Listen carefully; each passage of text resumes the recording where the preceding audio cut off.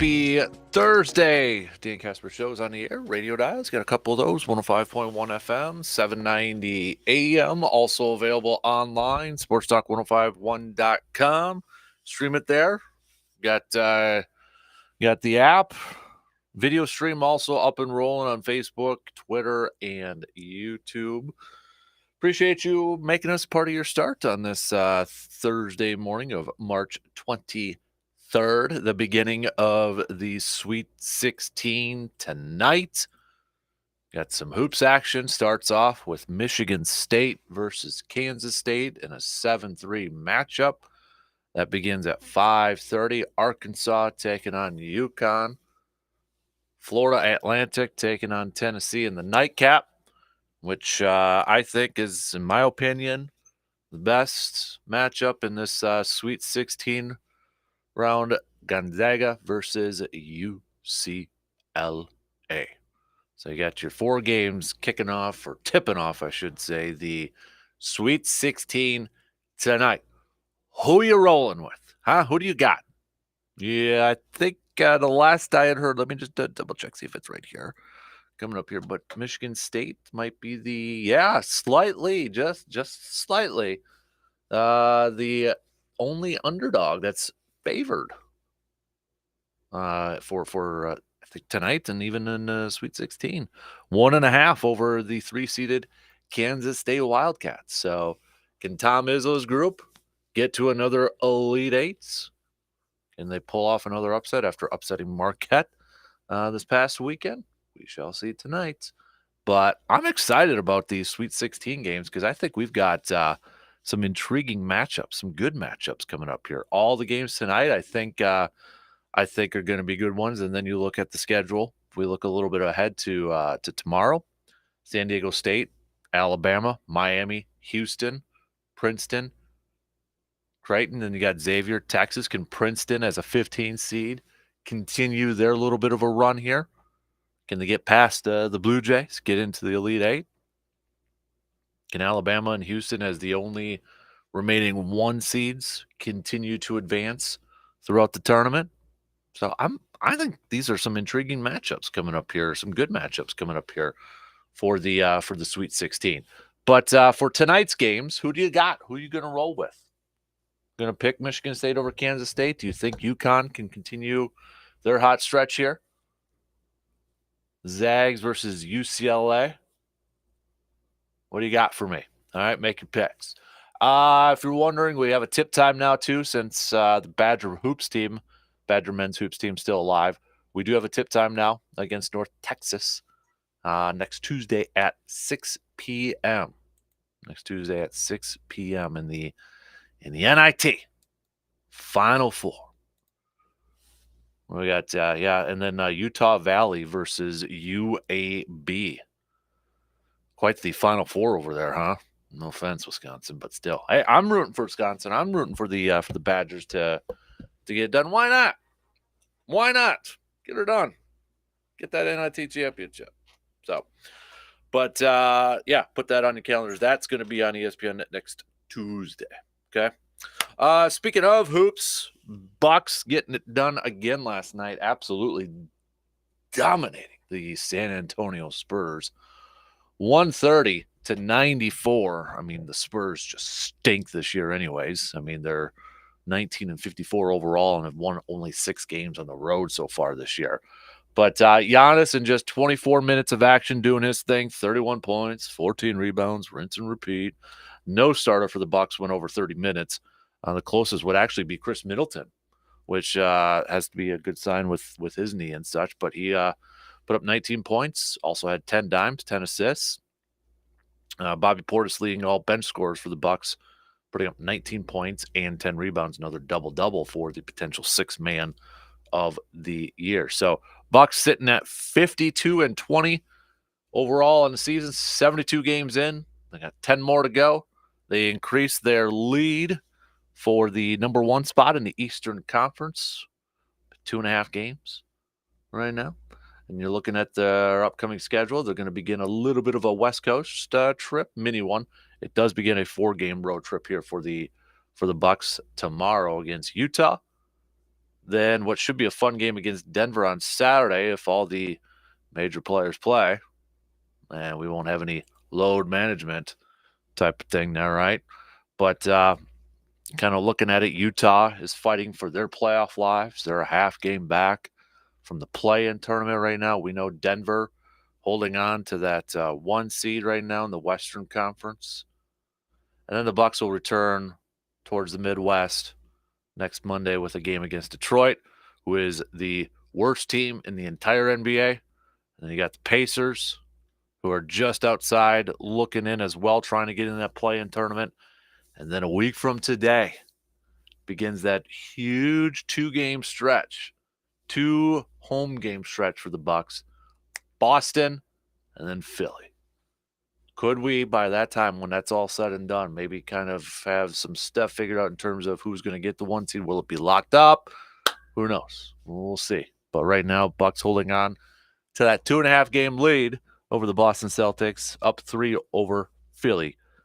The Memphis Grizzlies, they clinched playoff spots. So just 2 in the Western Conference have playoff spots, Denver and Memphis. Denver and Memphis have actually clinched their division. Nobody has clinched the division yet in the Eastern Conference, but 3 teams have clinched playoff spots: the Bucks, the Celtics, and the 76ers.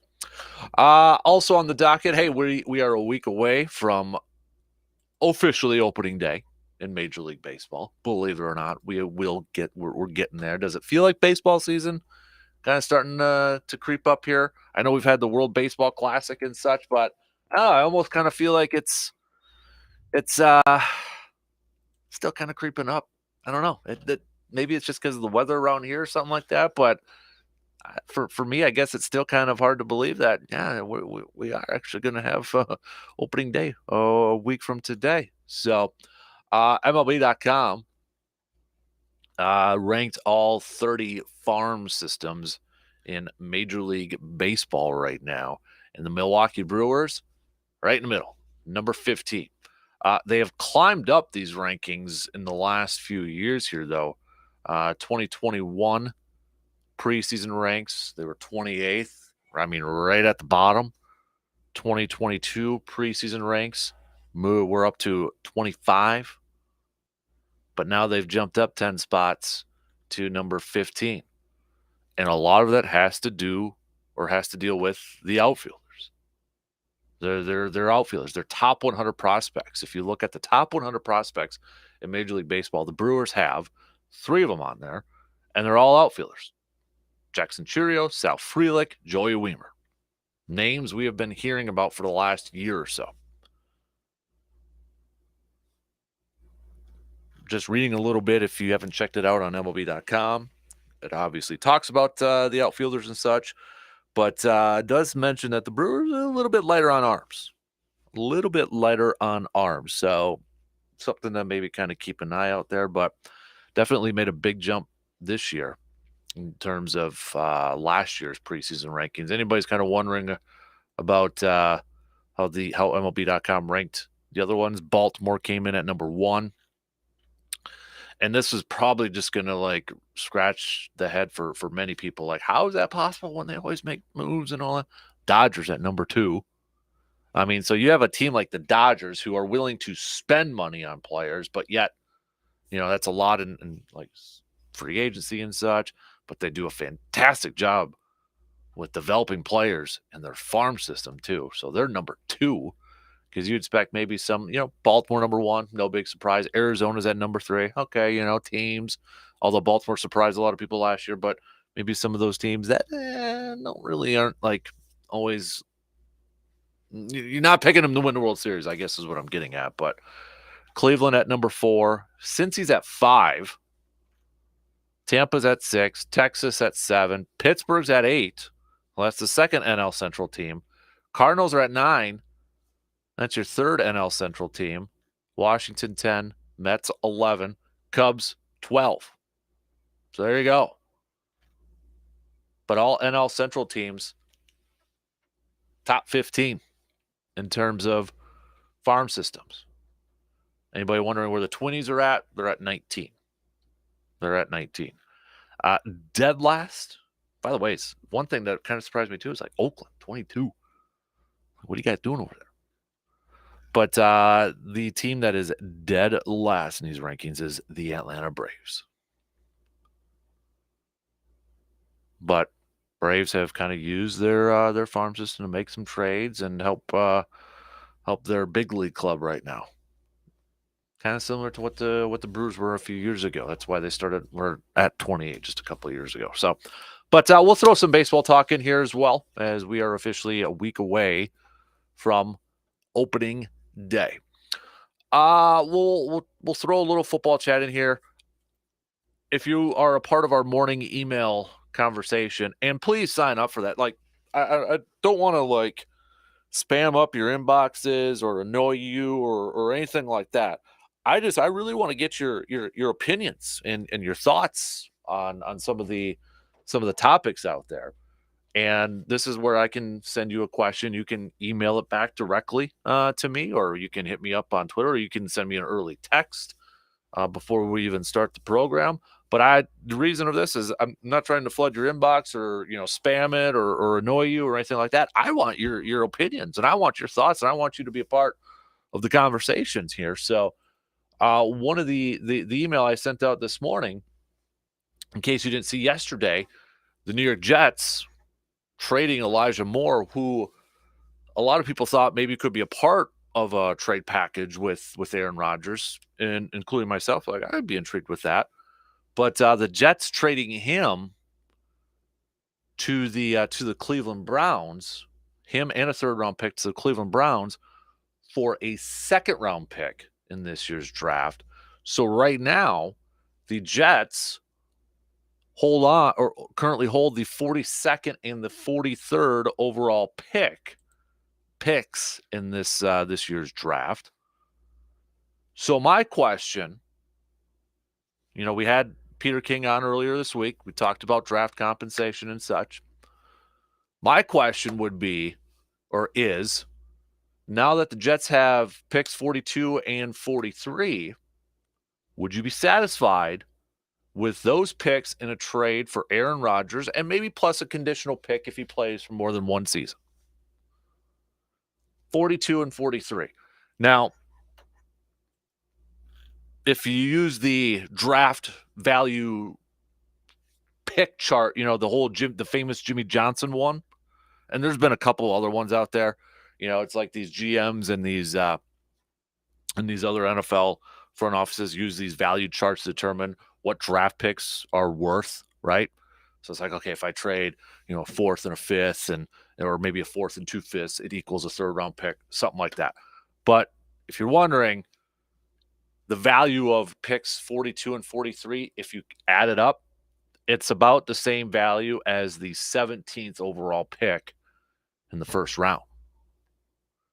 So that being said, if we kind of use that as a comparison, would you rather have like the 2 second-round picks, 42 and 43, back to back? FYI, Packers hold the 45th pick. Or, and I don't know if this would happen, but let's just do it for conversation's sakes.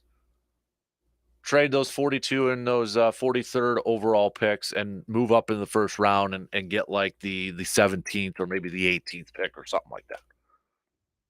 What would you rather have? What would you rather have? And that's kind of what the email was this morning. So please just give me there's no right or wrong answer. I don't even know what the heck goodies. And maybe this doesn't even factor into the whole Rodgers trade, but kind of hard not to ignore it, right? And if anybody's wondering who holds the 17th overall pick, it's Pittsburgh. 18, Detroit. 19 is Tampa. 20 is Seattle. And we know Seattle, already have 2 first-round picks. Seattle's been a team that isn't afraid to move back and forth throughout the draft.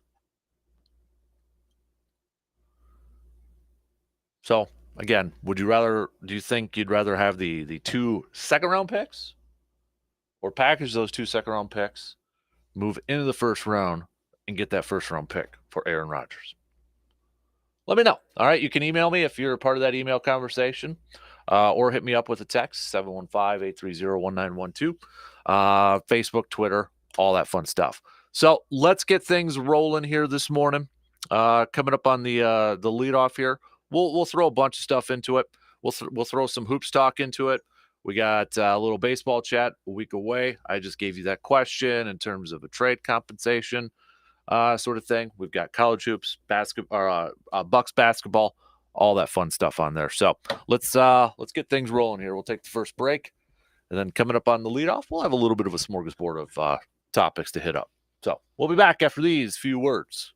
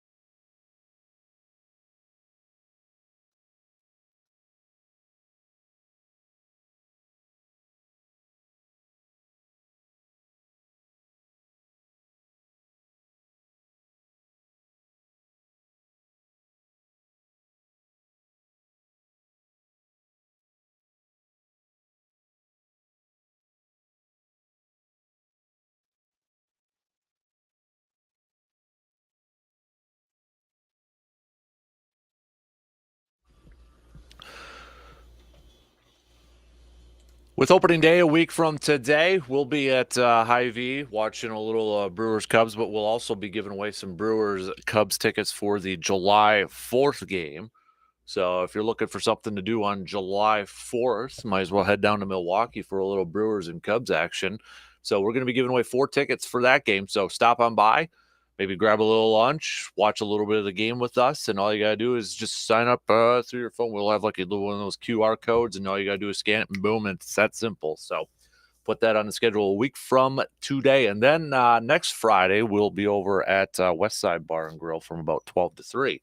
Because now they've got Man Cave Light on tap, and they've got a little Man Cave Light brat combo as well. So you get the Man Cave Light and the Man Cave Light brat from Mike's Star Market. It's only $6. Take the receipt, walk it over to Mike's Star Market, and you'll get $1 off a brat package over there for Man Cave Light brat. So good thing over there too. So that's going on now. So you can go there now, but we'll hang out there next Friday. So I can even navigate those QR codes. So if I can do it, anybody can. If Bob can, anybody can. Holy moly, man! Yeah, you can do it. Then Hudson's better at that stuff than I am. Oh yeah, probably. So, well, how's your bracket looking now after the madness that was the? The only thing, and I wasn't alone on this at all, was the fact that so many people. I don't know how anybody ever picked Purdue to get to the Final Four. But, we talked about that we didn't see how Purdue was ever going to make it. Their guards really let them down. I mean, you could see it all year long. Then you really saw it in the Big Ten tournament. And then you saw it in the game that they lost to FDU or whoever it was. I mean, Farley Dickinson. I mean, this team they weren't that good with the guard play. And anybody who put pressure on their guards really saw it. And when you get into the tournament like that, you've got teams that are the Big Ten wasn't good this year. Let's face it. The Big Ten was not a top basketball conference this year, and Purdue won it. They had a nice team. I won't take anything away from them, but I don't think Purdue is a surprise. Everybody says, 16 beat a 1, but I'll tell you that Purdue team, they just I didn't see how they were built for the NCAA tournament at all. Yeah. A lot of surprise. I mean, the first day we had Virginia and Arizona, then, Purdue and Marquette losing in the second round too, but that's Tom Izzo and Michigan State. And the only underdog that's favored right now is weird Michigan State to win tonight against 3-seeded Kansas State over there too. So, but I got all my Final Four teams. Hudson's still beating me in the bracket, but I got all my Final Four. So they're still in, huh? They're still in. So you got Houston, you got Alabama, you've got UCLA. Yep. And then I went with Kansas State. All right. But I'm not confident. If I could change one, I'm a little nervous with UCLA's injuries right now. Yeah, with their health. Hurt. Yeah, and it's and they got I think the best game was Sweet 16. I like all these matchups, but UCLA versus Gonzaga tonight, I think is going to be a fun one. I think it'd be interesting down on the campus at the University of Alabama with, kind of in a roundabout way, Nick Saban threw the basketball coach under the bus with the comments he made here a few days ago. But, you're not in places like that by coincidence, something like that. So more or less, the basketball team kind of poo-pooed Brandon Miller's involvement with that gun incident, that he hauled the gun there just by accident. You're not with those kind of people by accident. So it'd be interesting to see what kind of feedback they're getting and what's going on the campus, because Alabama's in some pretty lofty air right about now with their basketball program. The football program was always there. So I hope the basketball coach doesn't get in a match with Saban and try and match him, because he's not going to win. Yeah. That in the last couple weeks too, or last I should say few days, we've had a lot of coaches taking on new jobs, which is not untypical this time of year. Like Farley Dickinson coach going over to Iona. By the way, do you know where he was before Farley Dickinson? A little trivia question. No idea. St. Thomas. Over here in the cities. Oh, okay. Yep. Good for him. So now he replaces Rick Pitino. Now that Rick Pitino's in the back in the Big East. Did you see what he said about? You see what he said about Calipari? Calipari's like living rent free in Rick Pitino's head. Really? Yeah. I don't know if it's just that rivalry, but he made a comment in his St. John's presser that him and Calipari are the only coaches that have taken 3 teams to the Final Four. he's planning on taking St. John's to the Final Four so he can get Calipari off his resume, and that'll be his fourth team. And he mentioned it by name too. So Well, I'll tell you, I remember. Well, Chris Mullen was probably the most famous alumni of St. John's. Went out to play with the Warriors and Dream Team, 92 Dream Team. 92 Dream Team. But back in the day, St. John's was a national power, and they're right in the middle of New York City. And, you know, there isn't any place in the country that's got more basketball talent than the heartbeat of New York City. So I would expect Pitino to build that program up in a hurry. Now, whether he gets a lot of one and dones, I don't know, like Calipari does in Kentucky. But I think look out for St. John's. I think they're going to be back in the spotlight here very quick too. Year or two. Yep, I totally agree. You know, Rick Pitino, for all I know, he's got some people look at how his career's gone. Obviously how it ended with Louisville and such, but there's no denying he could turn around a program right away. Oh, there's no denying. And back then he got in trouble at Louisville. Would he get in that same trouble now? With the, when you talk about how these teams are being built with the transfer portal, is the transfer portal just an answer to the fact that maybe some guys got in trouble like Pitino, and I'm just speculating here, got in trouble for the way they recruited, tampering. Now it's called the transfer portal. I don't think he'd be in that kind of trouble now. And NIL and all that other stuff. I mean, remember years ago, maybe you're too young to remember. Remember the Wisconsin football team got in trouble because they were given shoes, and then they took it down to the shoe box in Mount Horeb and traded them in or sold them back or this, that, and the other thing. That wouldn't even, they wouldn't even accept that as a complaint now. Just how things have changed. And I just was thinking about, would Pitino have gotten, I know they vacated his national title down there at Louisville, and I don't remember the specifics of the charges, of violations he was accused of, and obviously found out to be, or they wouldn't have taken the title away from him. But I just wonder if indeed it would have been that serious nowadays as it was back then, because everybody knew it was going on. Now the NCAA says, well, let's recognize it. Let's make it legal because it's happening. They're tampering. Coaches are tampering with players and trying to get them to transfer. Now this transfer portal is just as easy as changing a bus in the middle of downtown, getting, from one bus to another. I just wonder about that, if Pitino is that serious, really and truly, when you think of the context of what we're doing now. Yeah. If anybody doesn't remember, it was that pay for play thing with allegations that an Adidas executive conspired to pay $100,000 to a family of a top-ranked national recruit. Now it's called NIL. Yeah, to play at Louisville. Now it's legal.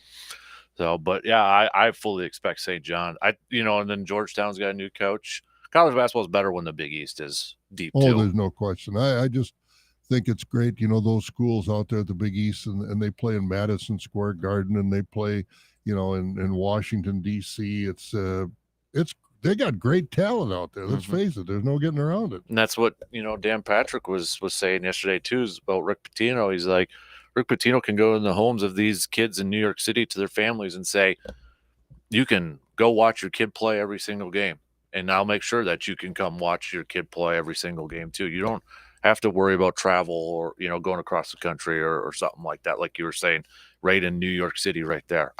I fully expect St. John's to be a tournament team already next year. Oh, I expect they're going to be good. And yeah, you're right, because all those, you got that Philadelphia connection of all those schools in Philadelphia and the New York schools. I mean, that's a hotbed of college of basketball talent. And, these kids up until now, they've been recently getting out of there. They're going to the Alabamas, the UCLAs, the Michigan States, the Kentuckys. But I think a coach like Rick Pitino can talk some of those guys into staying home. Yep, I agree. You've been following the Badgers in the NIT here a little bit? Absolutely. I went to the game Sunday. Did you go to that? Yeah. I was sitting there. My son and I were watching the game, and I'm just sitting there thinking, come on, this Liberty team isn't that good. And he says, well, look, in the Kohl Center, they've got all the statistics on the, lit up all the way around the dome, or all the way around the concourse there. And he said, look at there. 0 for 13 as far as three-pointers. No.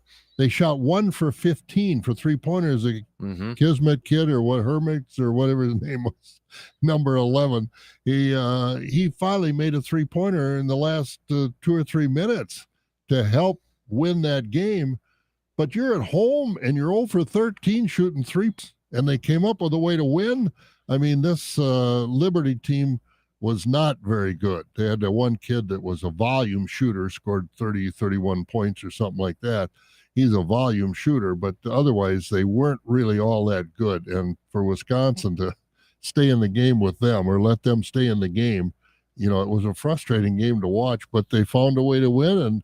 And I know a lot of people are poo-pooing the fact that they're in the NIT, and we'd much rather have them in the NCAA, no question about that. But they're winning. And you can't tell me that the folks that run, which the NCAA now owns the NIT, I guess, but you can't tell me that they're not excited to have Wisconsin playing in Las Vegas. Because there aren't many states that are going to have more people in Las Vegas. They want to go anyway, but now they got a reason to be in Las Vegas next Tuesday. And you can't tell me that stadium isn't going to be an awful lot of red in there. Yeah. They travel well. Even though it's the NIT, Wisconsin fans are looking for reasons to go places. And I'm sure they've got all kinds of charters going out of I bet the travel agencies put together 4-day packages in Las Vegas right on the spot after they won at Oregon the other night, and go right out of Madison, fly to Vegas, 3 or 4 nights in Vegas, watch the ball games, at least one. And I think Vegas is very happy, and the NCAA is very happy that Wisconsin is there, because this coach from Oregon, he really went off after this game. 3,000 people in that stadium or that arena watching that game. Yeah. He said, if you don't want to watch Oregon basketball, either there's a problem with me or a problem with you, and if it's me, I'll leave. That's pretty strong words to his crowd. And the stadium in Madison, the Kohl Center, now the third deck wasn't open, but the bottom bowl and the section we sat in, there were a lot of people. There was a pretty There's nice more crowd. than I thought there would be there. It was a big crowd, crowd, enthusiastic crowd, a frustrated crowd every time they threw up a three-pointer. Oh, yeah. And they still, even with 1 of 15, they still shot over 50% from the field. Yeah. Factor that in there too. So I mean, it's been a different guy. Games. Oh, it was one of those, you make 3 or 4 out of 15, which you expect they would do. You win by 10 points, but they won. That's the bottom line. And I'm glad. I just, it's not the NCAA. I'll be the first to admit that. But still, when your team is still playing, it's still fun. There's a reason to watch. Yep. They got North Texas next Tuesday at 6 p.m. Utah Valley versus UAB is the other matchup after that. So not a lot of blue blood programs, but still, Wisconsin fans, Wisconsin basketball in Las Vegas, bring it on. Yep, exactly. They'll put up a banner if they win that thing, and nothing wrong with that. Absolutely. No, put it up in the arena, that's for sure. Yep. And the thing is, you got kids watching, say, well, maybe Wisconsin, not too bad. I can do this. Yeah, I would agree with that. So want to make some picks for tonight's games coming up here. We got Kansas State versus Michigan State. I think Michigan State can get it done against Kansas State. They're actually favored. I know they are. I'm nervously going to take Michigan State because sometime, if their guards play, and the guards make all the difference in this tournament, if their guards aren't erratic and can play, Michigan State is a better team, I think, but it's going to be a tight one.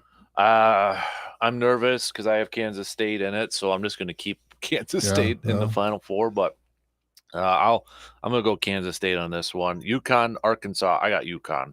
Yeah, I do too. I think UConn's got a better team. UConn's kind of come out of nowhere this year. I wasn't aware that they were this good, and all of a sudden it got towards the end of the year, and here comes UConn. It's been a long time.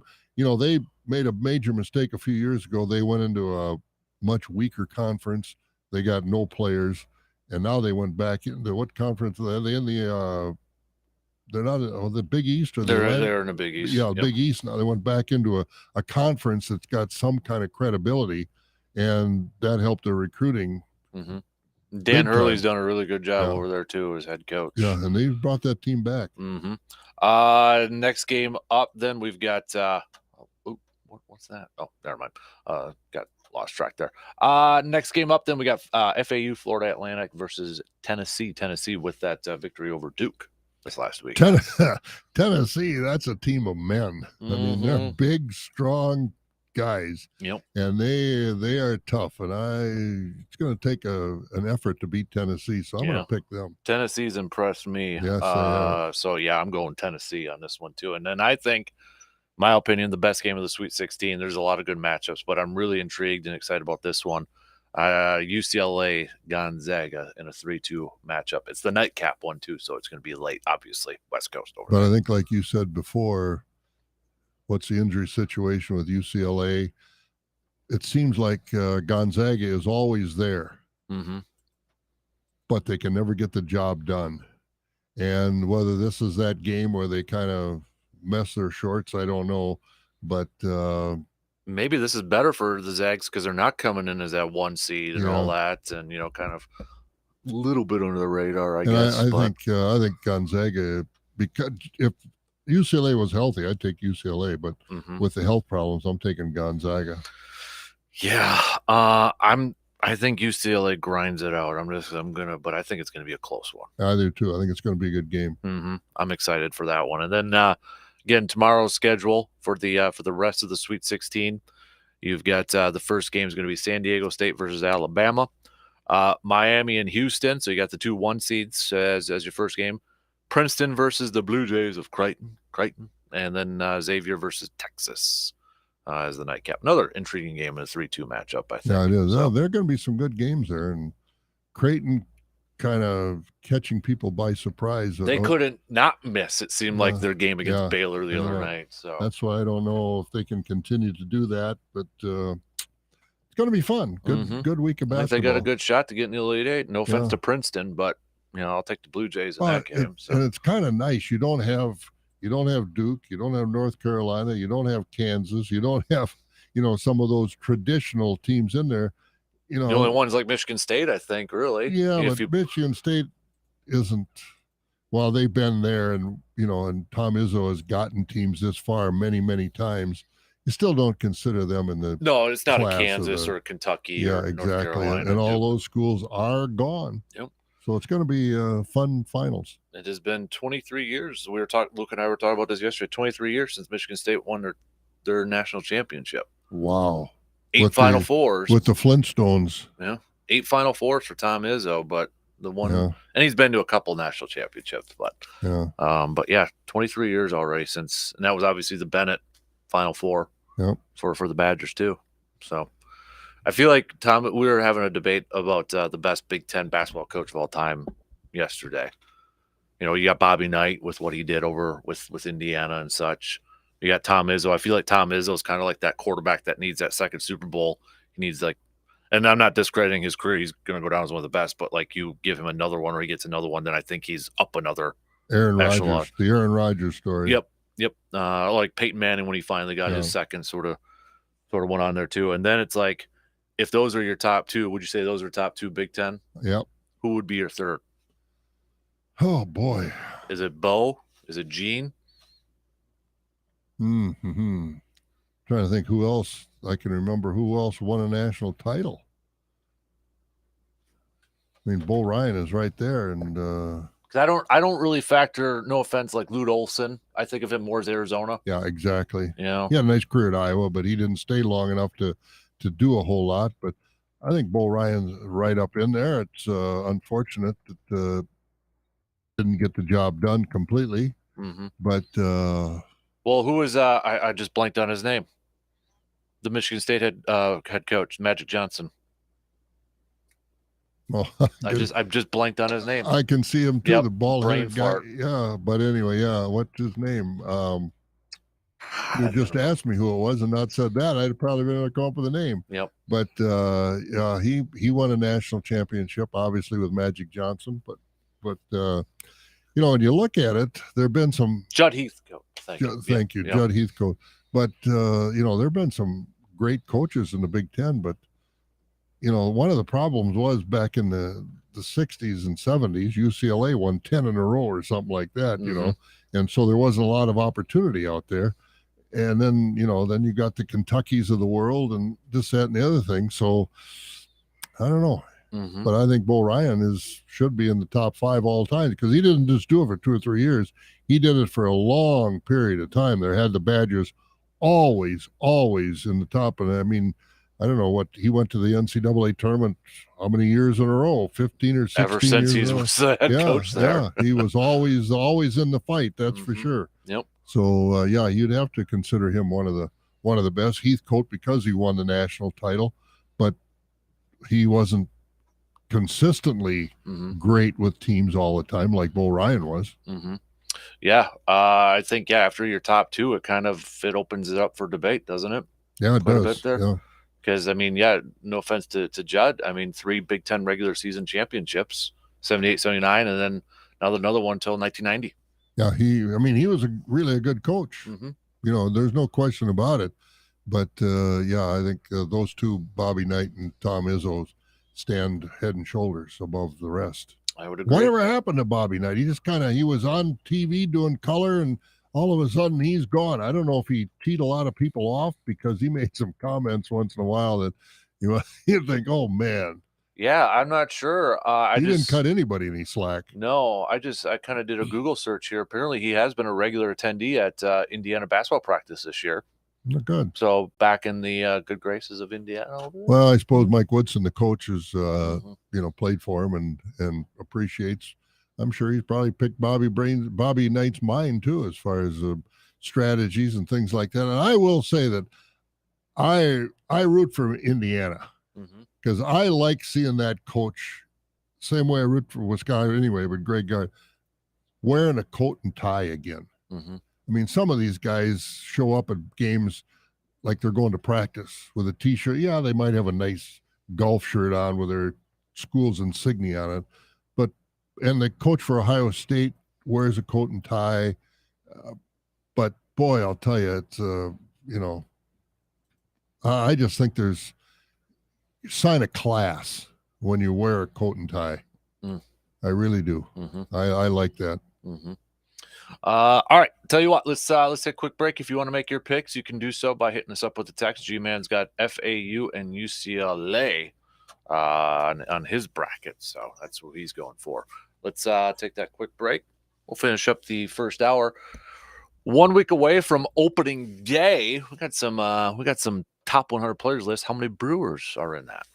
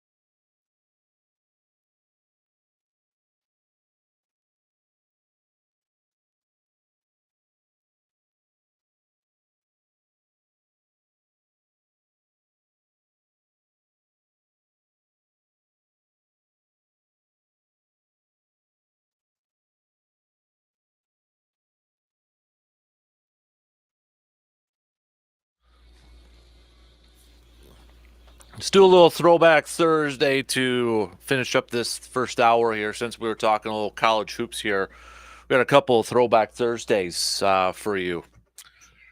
Couple 1956 and 1957 national championship games were this day. 1956, Bill Russell leads San Francisco past Iowa in the NCAA title game, 83-71. The San Francisco University Dons, star of that championship there, Bill Russell. And then the following year, and his buddy Casey Jones. Ooh, good little nugget there. The following year, not a bad one either. Wilt Chamberlain was in that one, but North Carolina defeated Wilt Chamberlain in Kansas in triple overtime to win the NCAA championship. Frank McGuire, coach of North Carolina, over there too. So not a bad back-to-back national championship, for college basketball when you kind of look at two of the all-time great big men in the entire NBA. And then if you want to fast forward it 11 more years, some guy named Lou Alcindor leads UCLA over UNC for a national title. All happened on March 23rd. So not a bad little history right there for the like 56 to 68 to see Bill Russell, Wilt Chamberlain, and Lou Alcindor in the national title game. Probably three of the best big men in the history of basketball. Mm-hmm. Well, I think Bill Russell, even with all his championships, still kind of gets underappreciated. Yeah, he gets shortchanged a lot. Mm-hmm. He wasn't the biggest guy. He wasn't an offensive right juggernaut. He was a defensive juggernaut, and which to me is more impressive since he had to go up against Wilt Chamberlain and those. And he was only 6'9". Yeah, exactly. Chamberlain 7'2". Mm-hmm. And he would rack down 20-some rebounds a game. Oh yeah, Bill Russell. I mean, to start that famous fast break. He could block shots and throw that ball out, and away they'd go. Yeah, Jones boys and Cousy and Sharman, they had quite a team. I feel like he is one of those that still, even with all the championships, he's got all those rings and that. But when people come up with their starting five, all-time starting five, I feel like he kind of gets forgotten a little bit there. Yeah, because he doesn't have those offensive numbers. No, and and it makes you think, in this day and age, would he be a 5 or would he be a 4? I think he'd be a 4. Yeah, I think so too. I mean, they'll get somebody else to play in the middle against Wilt, and then how many block shots might he have if he could wander around a little bit more? Yeah. If we kind of called him a power forward, would that kind of change the narrative around him for maybe some of the younger fans out there? I don't know if it would, because I think everybody still looks at scoring. They look at that when they come up with their. And you watched him, and I was lucky enough to watch some NBA basketball at that time. There wasn't a lot on TV at that time, but you could watch it. And when he had to, he could score. Mm-hmm. He had all kinds of guys that could shoot. Sam Jones would bank. He's the greatest bank shooter off the backboard in the history of basketball. And the rest of them, they could score, But, Havlicek came in there later on. But when he had to put up 20, 25, he could, and he did. Yep. Yeah, you mentioned those fast breaks. He forced opposing teams to commit many turnovers, which led to many easy points on the fast break. So, and who can ever forget that big smile? Yeah. You think of that, and that's what I always see Bill Russell with, that big smile or that laugh that he had. Mm-hmm. There was it was a clip, I don't know how many years ago, it was just a few years ago. I think it was at probably like a basketball Hall of Fame ceremony. But he was on stage. I think they called him up there for something. And Alonzo Mourning, I think, was up there, Dikembe, David Robinson, Kareem, and then maybe Shaq, I'm not sure. But it was all big men up there. And he's up there and he's kind of like pointing at each one of them, not saying anything. And then all of a sudden he goes, I'd kick all of your, They all just started busting and cut. So, but it was. And he spoke the truth. Yep. So, but no, the more, and there's a great Bill Russell documentary too on, again, if you had Netflix, you could watch it on there too. But yeah, I've seen it. Yeah, it's good. I'm sure you have. Yeah, I've seen it. I can get to Netflix when I want to. Well, look at you. QR codes and Netflix. you're a spring chicken. That's right. I like it. So Next thing you know, I might pay a bill or two online. all right, so let's coming up next hour, we're going to talk a little baseball as we are 1 week away from opening day.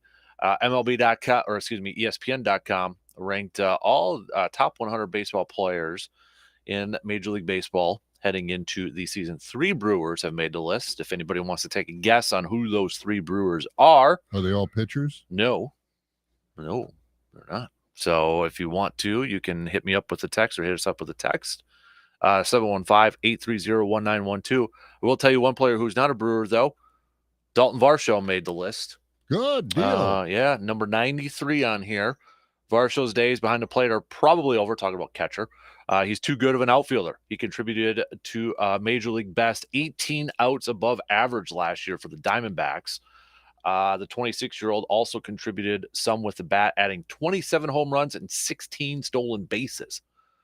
Season prediction, Varsho will once again be basically a league average hitter, but he'll steal at least 20 bases, play gold glove caliber defense, and be worth somewhere in the neighborhood of a 5.0 WAR. The Blue Jays will gladly take it. So, I'd love to have him playing in Milwaukee. yeah. In that park, I think he would hit 30 home runs. I think, oh man.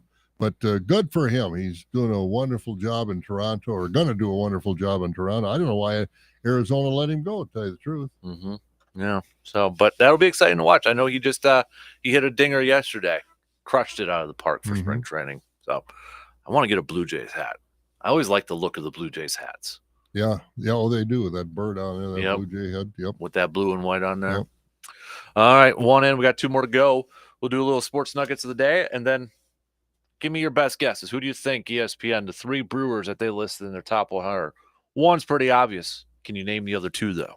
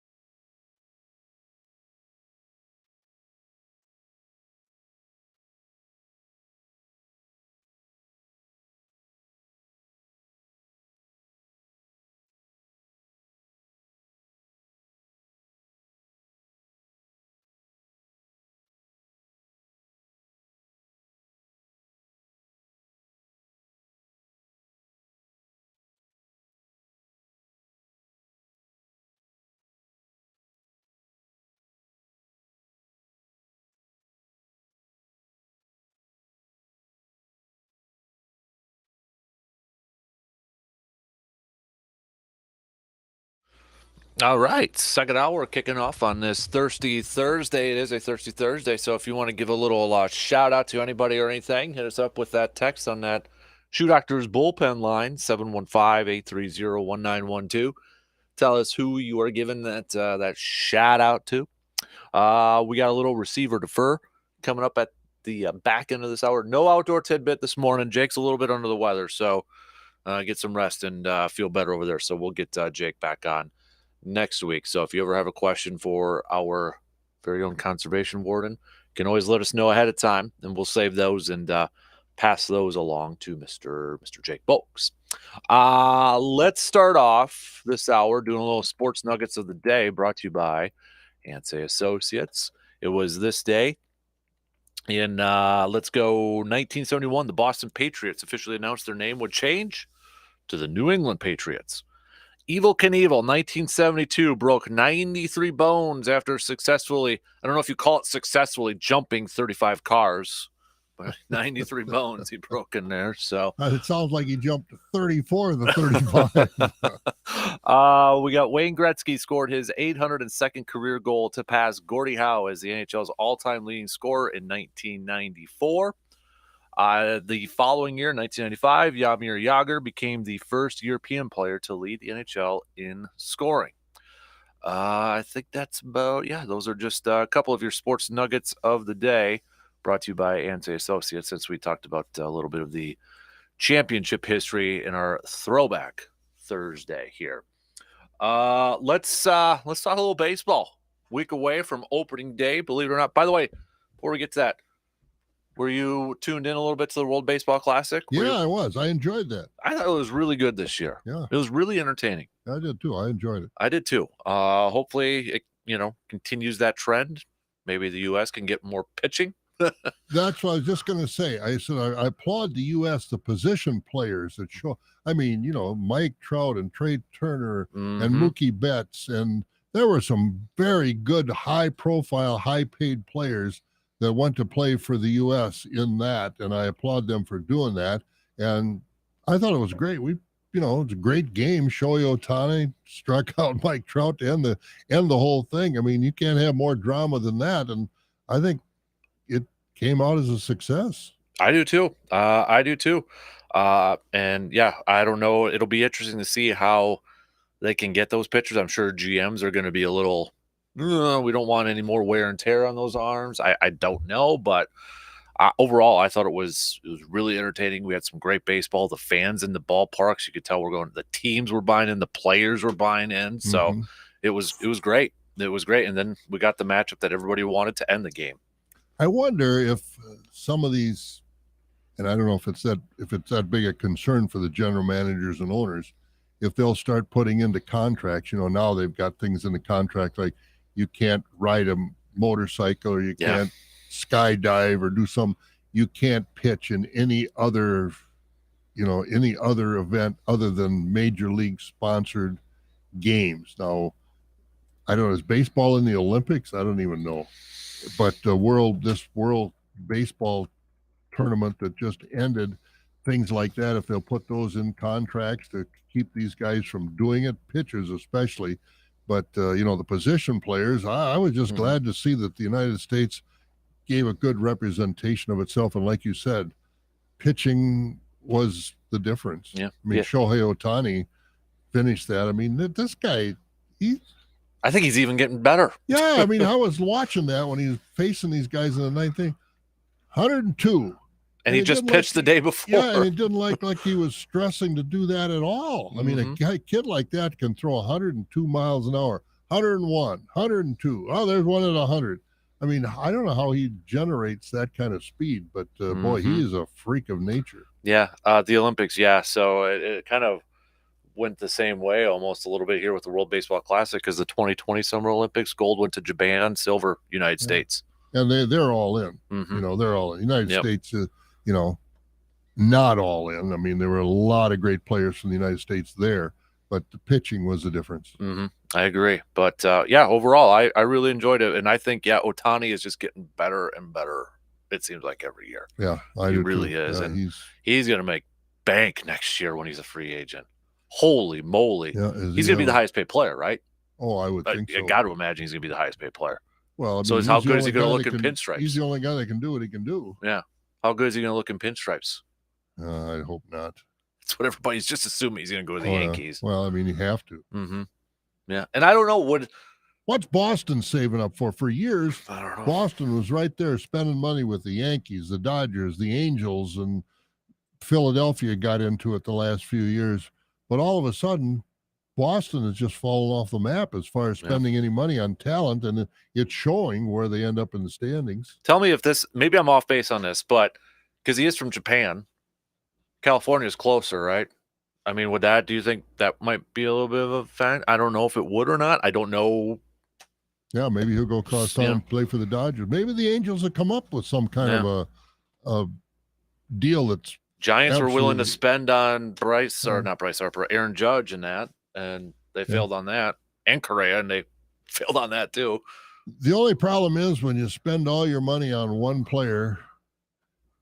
I know they've got Trout, but it's hard to build a team. Mm-hmm.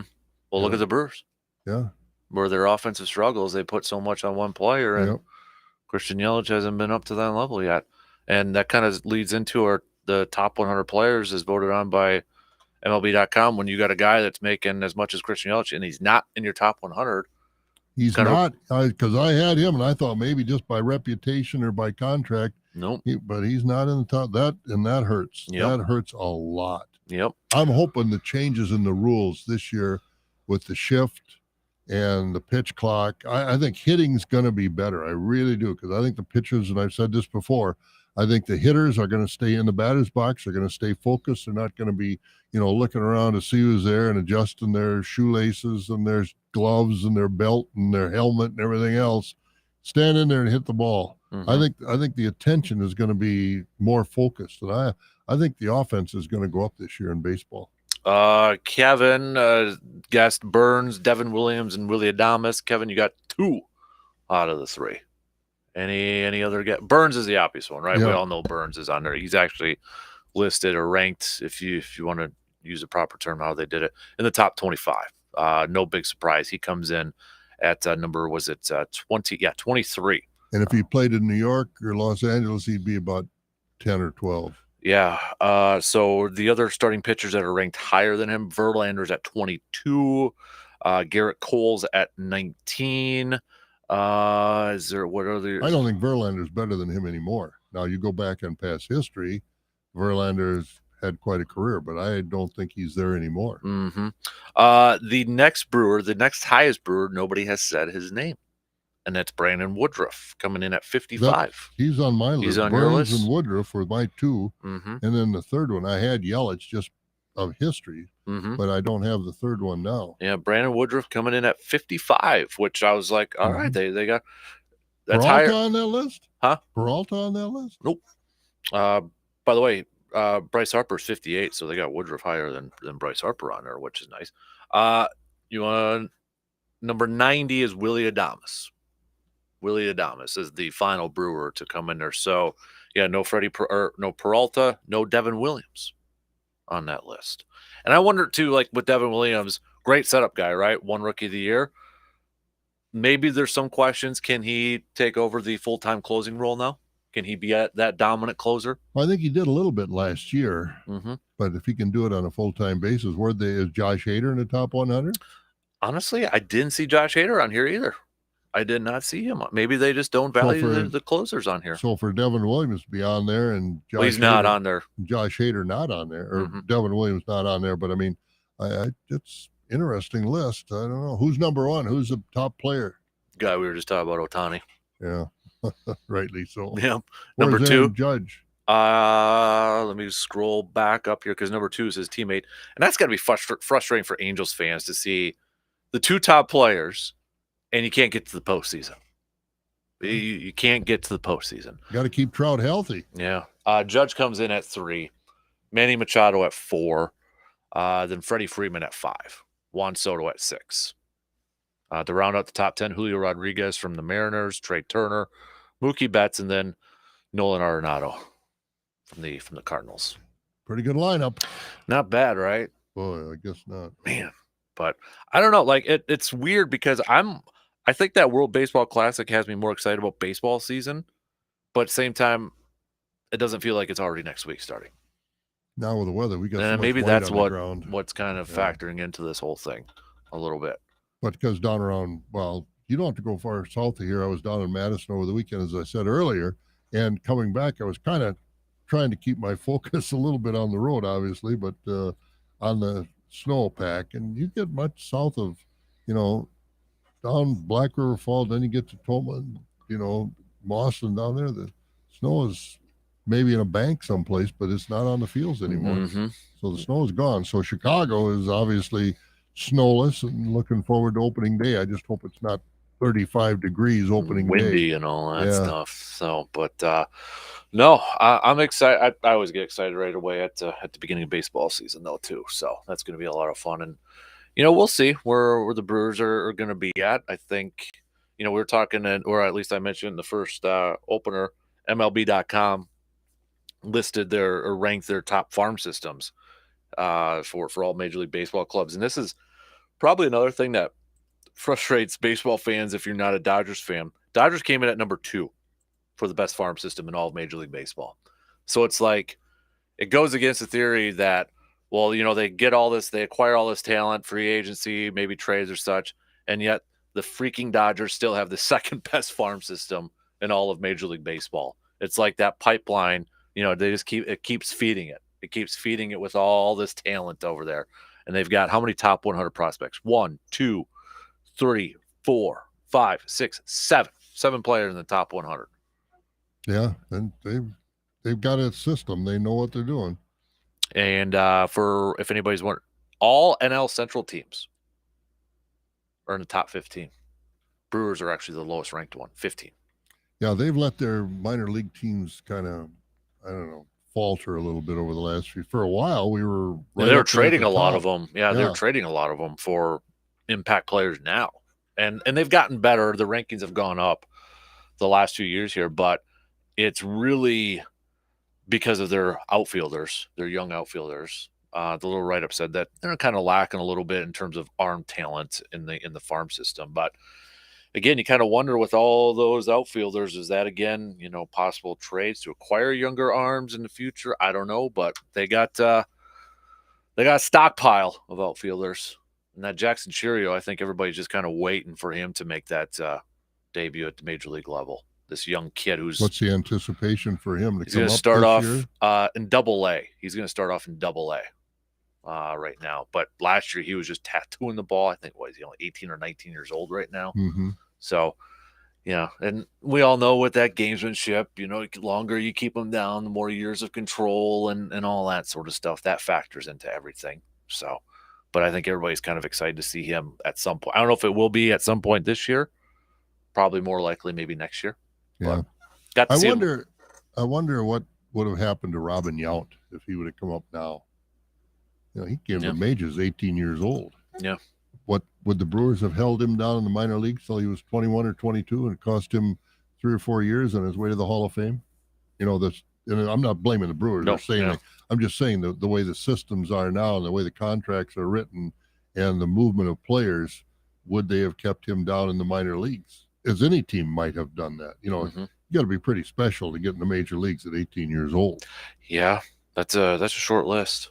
That sure is a short list. It's a short list. Another guy who did it was Ken Griffey Jr., which I thought was awesome seeing him as the hitting coach. Not to go back to the World Series or World Baseball Classic, but to see him as a hitting coach, because I know you're active on Twitter and you probably already saw it, but like the videos of him in the batting cage. Oh, he could still hit. And I think that's because I guarantee you a lot of those players, that was probably their idol. A lot of those players grew up watching Ken Griffey, and now he's their hitting coach for a couple of weeks, and he's in the cage tattooing, balls over the wall. Some guys are just iconic. It's like Michael Jordan, if he'd strap it on and go out in the gym for practice and play these guys one-on-one or play horse with them, he'd probably take a lot of money from them. Yep. And Ken Griffey Jr. the same way. He just one of those naturals. Mm-hmm. And whatever tips that he has, I'm listening to. Oh, absolutely. There was who was he giving a tip to? I think it might have been. Was it Trey Turner? No, it was I think it was Mookie Betts. It's kind of telling them, if it's this high or this low and all that, and I'm like, it'd be like I just like sit there and absorb everything for what he has to say. Because he wasn't, one of those flamboyant guys that wants everybody to watch him. Mm-hmm. I mean, he did it. He just did it, and he didn't care about headlines or being in the newsreels or on the top 10 in Sports Center, things like that. He just did it. Mm-hmm. There was an article. Well, we know about why he never went to the Yankees, right? You've heard that story before. I don't know if I have or not. Well, I was gonna. So I think it was because he wasn't. It wasn't alone in the dugout? I think. I'll get back to it. But there was another thing that came out too, with the Braves on there too. He didn't sign with the Braves because Ken Griffey Jr. didn't sign with the Braves because Bobby Cox didn't allow kids in the clubhouse. He would have been an Atlanta Brave if not for the franchise's rule on there. So that apparently just kind of came out there. The Yankee one was, I think it was something with his. Was it something with his dad? I got to refresh my memory now, but yeah, because he never would play for the Yankees. Here we go.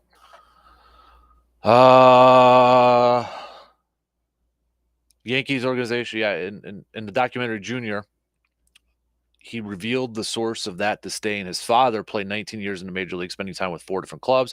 During a dozen years in Cincinnati, Griffey was part of the Reds ball club that swept the Yankees in the 76 World Series. The moment that convinced Griffey Jr. he never wanted to play for New York came when his dad was wearing pinstripes. That's right. When I came out to visit my dad, it was just me and him. Got to go to Yankee Stadium early, and I'm sitting in a dugout. Security guard comes over and says, "Hey, George doesn't want anybody in the dugout." My dad was like, "What? That's my son." The kid explains, remembering how his father complied with the request, telling him to go to his locker in the clubhouse. As Junior left, however, he told his dad told him to look at third base. It's Greg Nettles' son taking some balls at third base, Griffey Jr. said. So in the documentary, as the slugger told the story, the emotions he felt 3 decades ago in that moment were visible on his face.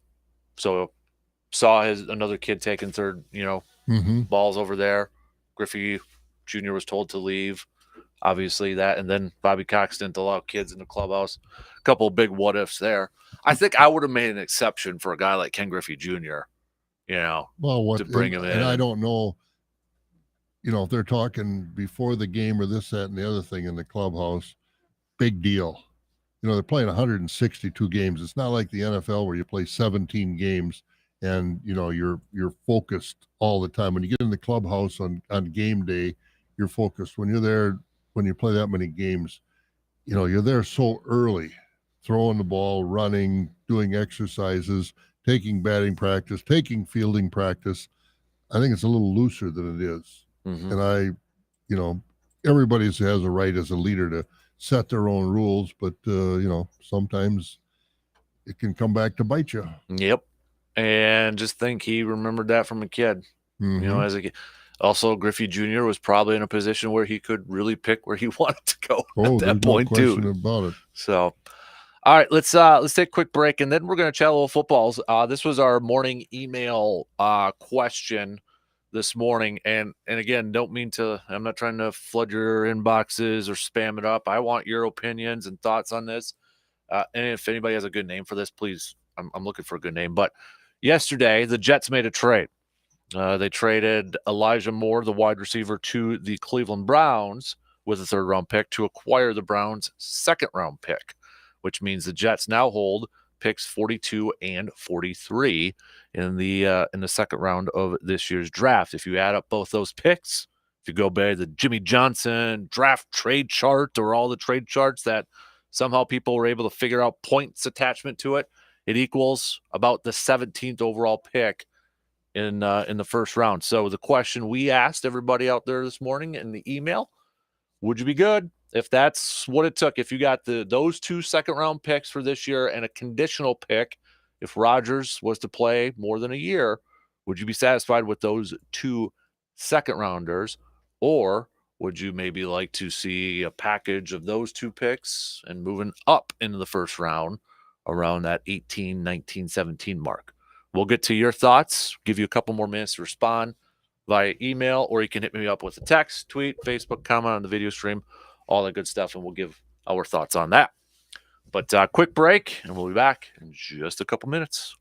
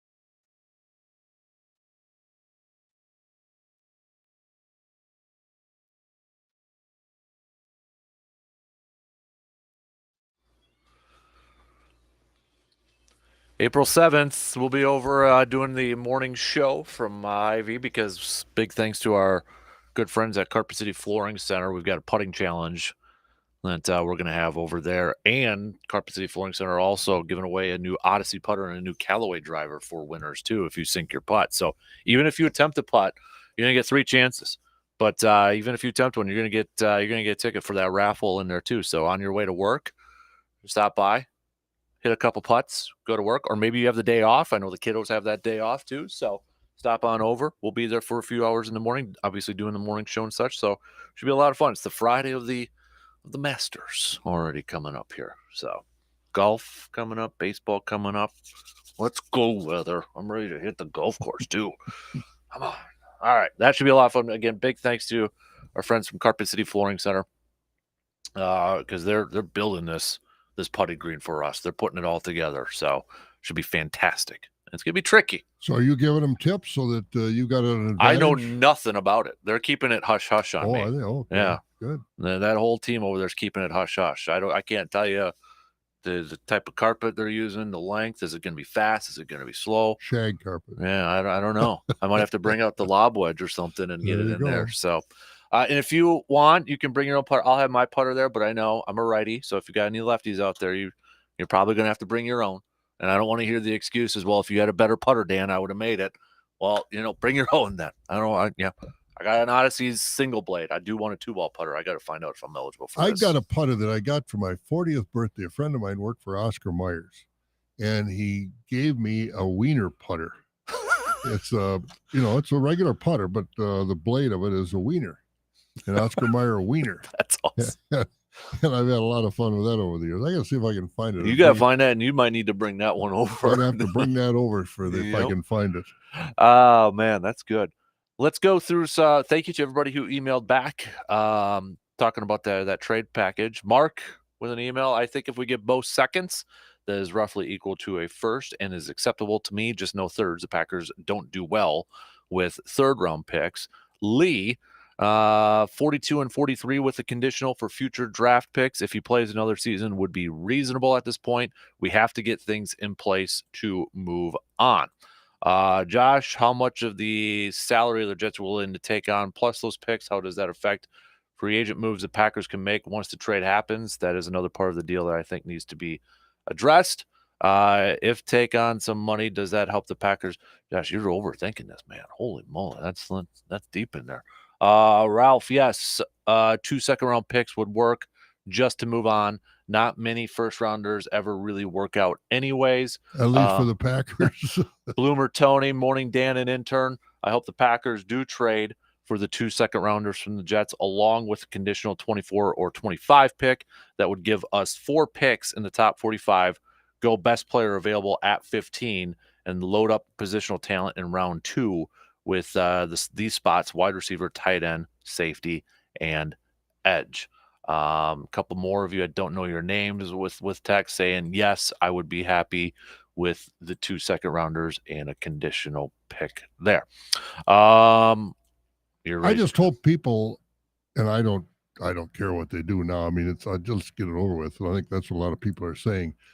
But I think a lot of people are just frustrated letting Jets off the hook. The Jets are the one. I mean, they had, were you talking about it the other day, or somebody was talking about it, the New York press is already following him around out in California into a coffee shop and doing different things. Green Bay would never do that. I mean, but he's got to get used to a different world. Yeah. There's no question about it. And I hope the Packers don't, Gutekunst and Murphy don't say, well, let's just get this over with. Let's just do it. I don't want that attitude to come out of Green Bay. What's best for the Green Bay Packers and what's best for Aaron Rodgers? He's been a great quarterback for the Packers. He's been kind of a pain in the rear end the last couple of off seasons. But let's do what's best for the Green Bay Packers, not let's just get this over with. I don't want that attitude out of Green Bay. If I made it simpler in terms of, okay, would you rather have 2 second-round picks, early second-round picks, you're talking 42 and 43, or, and I don't know if this could happen, but I'm using the draft trade chart that, Jimmy Johnson made that thing famous, right? Mm-hmm. If we added those two, that would equal about the 17th, 18th pick. If we could just magically wave our wand and trade that for the 17th or 18th pick, would you rather have that pick or the 2 second-rounders at 42 and 43? I haven't seen the depth of this draft as far as what the Packers need, and the Packers need a lot, so it wouldn't have to be really tight. But I'm almost to the point where I'd like to see them keep, if they got them, keep the 2 second-round picks. I'm at that point too. They need some bodies, mm-hmm. and I have no confidence in Gutekunst being able to cherry pick the top 15 players. I mean, he's shown before that his drafting has not been all that. I do want to give all him that credit for great. Jair and Rashawn were first round picks. Elton Jenkins is a good second round pick. Those were all Goody picks. So But he's good. But when you're in the first round, those are all pro players. When you're in the first round, you got to have great picks. I mean, Well, you got to those have are some. all pro players. So I mean, those are great picks. Then wouldn't they be? Not to me. That All pros aren't great picks. No. Do you know what an all pro is? I mean, they're not in demand type of players. I mean, they'll go someplace else if they want to. And Jair Alexander's not an in demand type of player. Jair Alexander, yeah, one of the top corners in the league. He probably could be. They're paying. I know you don't like Jair, but they're paying him a lot of money right Well, he's now. also an all pro. Yeah, he's an all pro, but they're paying him a lot of money too. That's taking a lot of money. Well, but you got to pay your good players good you money. Pay your great. I don't know. I'm not arguing that point a bit. But he's, this last draft or two, when we needed players to contribute Rodgers, right away, I would agree with this. I want to see one. players that can contribute, and I think you got a better chance with those 2 second rounders than you do that first round pick. I just, one of the things is that those first round picks, a lot of that, the college hype and the college game is a lot different than the pro game. Now there are some that are, can't miss players, but this kid out of Georgia that got himself in trouble, they say he's a great player, but I don't know if he is or not when you get up against all pro or you get up against professional linemen. How many guys, the Packers picked the kid from Georgia, this Wyatt. He was tremendous in college, but then he got up against these professional linemen and they slowed him down in a hurry. Did they, or did they not give him enough reps? Because he barely had any reps in the games. He didn't perform like a first round draft choice would be expected to perform, I don't think. Or did he just not get that opportunity? You can't beat out Dean Lowry, Packers love themselves some Dean Lowry, though. Well, yeah, the Packers liked him. Now he's over in Minnesota, so he'll probably get like 12 sacks a year or something like that over there. If he does, then that's the Packers' defensive scheme problem then. Looking at, I'm just kind of looking at, Goody's first draft was in 2018. Only one good pick. I shouldn't say that. Not one. There was 2. Jair was the first one. That was where he also traded back a couple spots and then picked up a first rounder for next year, which we'll get to here in a second. But that 2018 draft, Jair and then Marquez Valdez-Scantling are probably the 2 top ones on there. Then, not good after that. Josh Jackson, Orrin Burks, J.K. Scott. Hey, he's still punting in the league, so, I mean, he's still around. But 2019, Rashawn Gary, Darnell Savage, that ain't looking like a great pick either. Elton Jenkins just got that new big deal. He'll be in here in Eau Claire in a couple weeks, by the way. And then 2020, Jordan Love, we'll see. I mean, if Jordan Love goes out there and is a great quarterback, that's a win for Goody, right? I mean, no question about it. But I mean, that's the draft choice that everybody's kind of looking at right now. His career hangs on right now. Yep, I totally agree with that. That we will know answers on a lot. The thing is, I don't think a lot of people kind of realize both Packers and Jets wise, whenever this trade becomes complete, this is a job-defining trade for both organizations. It's a job-defining one for Goody because he has to be right on Jordan Love. Matt LaFleur has to show that he is a good head coach and play caller. So it's job-defining in that essence. It's job-defining for the Jets because if you're going to bring this guy on and you're going to, spend some money in draft capital, you better hit on it, because if he's only there for a year or two and you get nothing in return, you might lose your job there too. It's a job-defining move for both of these franchises. Everybody's like singing the praises of Joe Douglas, the GM for the Jets, and he had a great draft last year. But let's not forget too, he drafted Zach Wilson a year after, supposed to be the quarterback, and now you're desperate for a quarterback to replace him. His second round pick that year was Elijah Moore, who he just traded to the Cleveland Browns too. So this trade is like job defining for both teams in a little bit of different ways, but it'll be fascinating to see 3-4 years down the road where these two franchises are at that point, what they accomplished in those 3 years. Oh, no question about it. Absolutely no question about it. And I don't know if we'll do receiver defer, but receiver defer. Jordan Love has to be great, not good this season. I will say defer. I will too. Yeah.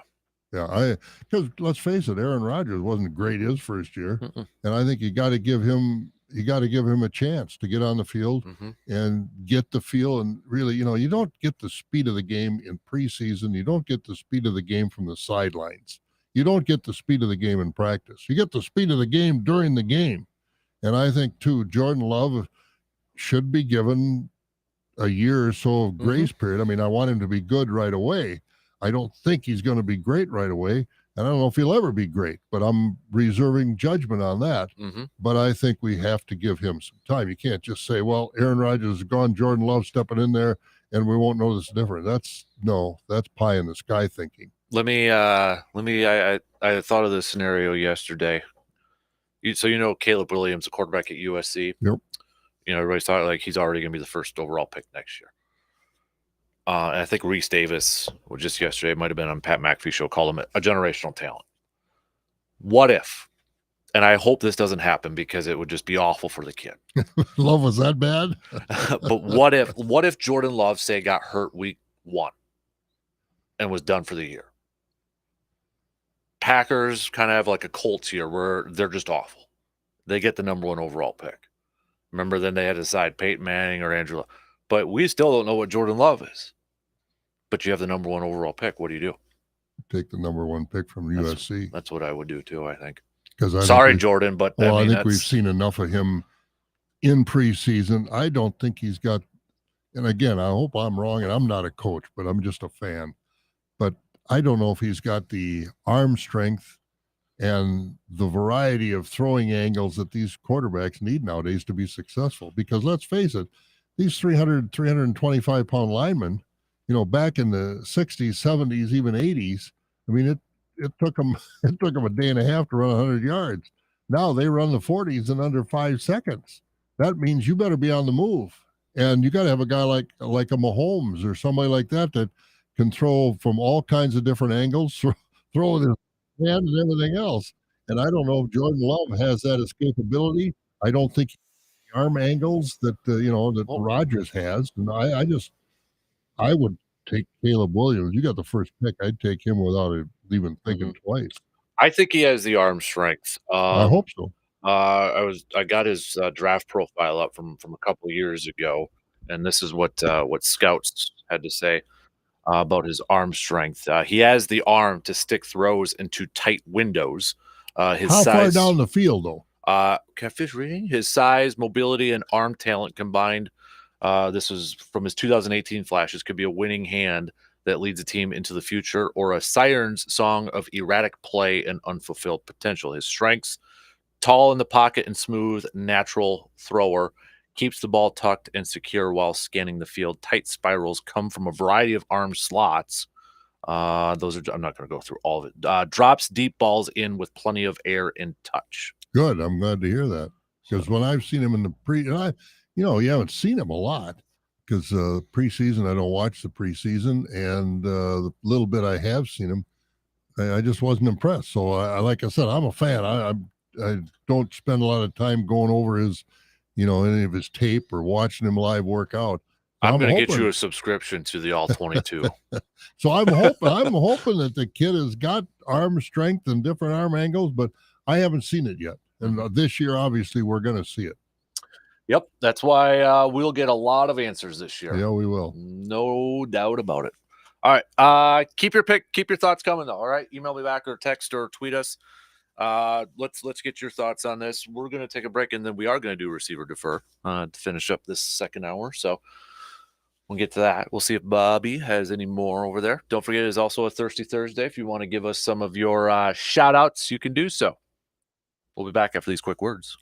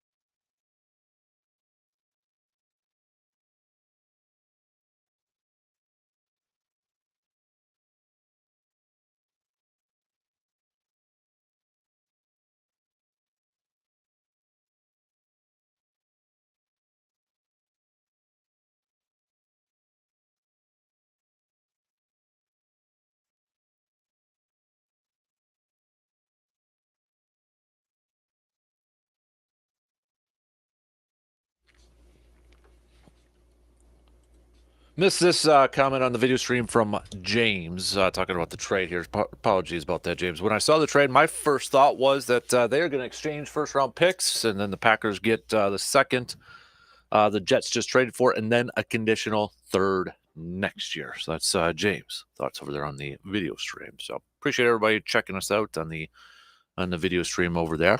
Let's do a little receive or defer here this morning. I don't have it. All right, go ahead. Do you have one? Yeah, I got one here. This is off what we haven't talked about, but this Live Golf Tour, receiver defer, Live will be gone in 2 years. You know, is it because you saw that thing where they're struggling paying some people now? Well, I've seen that. The insurance of. Yeah, and they've canceled the flights, private jets for these guys. And what else have I heard? Some different things. It sounds like, the TV ratings, Little League game gets more viewers. Was it on the WB or something, CW or something like that? On something nobody watches, and format, nobody can figure this out, this team format type of thing and what they're doing. Nobody can really figure out what's going on. And there's no interest. There's no excitement in the players that are on that tour. And so, I haven't watched it. Well, I did. I watched it one time they were on. I just happened to be surfing the channels, and there it was. I saw all these guys playing golf in shorts, and I thought, what's going on here? But it doesn't seem like it. It seems like it's really a ragtag outfit right now. They don't really have a focus like the PGA does. So this is from Fox Sports. Live golfers have been left frustrated and unhappy with changes made to the Breakaway Tour's second season. But despite the nation's bank account, talking about Saudi Arabia being the driving factor in the limited success Live has had so far, the league is now trying to cut back on costs. That includes worse food options for media members, lesser-known musical acts for fans attending events, forcing the teams to pay for their own travel costs after previously running chartered flights, and most importantly, reduced prize money for players. Quote, some guys thought their contracts for this year are for 10 tournaments, not 14, but even with more tournaments, there's no bump in guaranteed money they signed for, an unnamed player said in the report. I will receive that. Yeah, if it seems too good to be true, it probably now, is. Will the PGA allow those guys back? That was my next thought. Would they allow them back? I'll bet they're going to make them sweat. And then somebody said something about Liv wants to put 4 tournaments as majors. No, weird now. Oh, so what's going to be the major? Yeah, that they could have. I don't know what they would be or where they would be. I mean, you've got the British Open, the Open, England, Scotland, Ireland. That's the home of golf. You got the U.S. Open, you got the Masters, you got the PGA. What's left? Yeah, I don't know. The Live, the Live Championship. Well, who cares about that? Which would correspond to the PGA Championship. But what about an Open? You're not going to have a U.S. Open. Yeah. And I mean, you can say this is our major, but you got to really build that up, and it's not going to be a 1-year thing. You got to be around for a while to build that major up. Yeah. The quote unquote major. And they don't have a lot of tournaments. Somebody said they've only got how many tournaments a year? Well, they just here the players thought they were only playing 10. Now they're playing they're complaining because they got to play 14. Yeah, and so they're out of the limelight. They're out of the spotlight. They're out of the news cycle. I just don't see how that's going to work.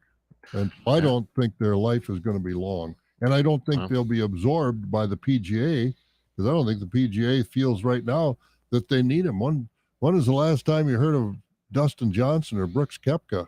I mean, I'll throw the bigger name out there, but I mean, he hasn't really been relevant as Phil Mickelson. Oh, he's gone down, like talent, just like, competitiveness. And his public appeal, I think, has gone way down. And I think he's embracing that too, which is probably not the smartest thing, I don't think.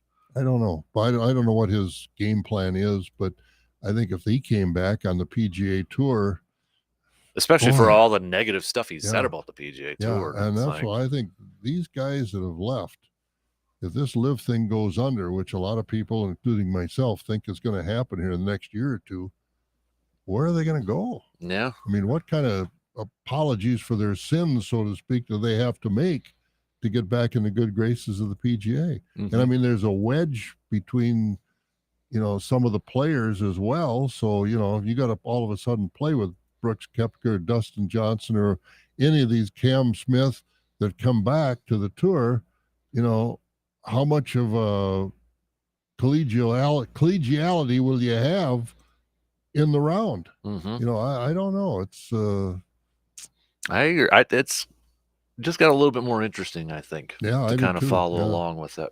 because all of a sudden they're starting to make these changes. That means, things aren't going all that Because well. what was a big reason these players want to do it?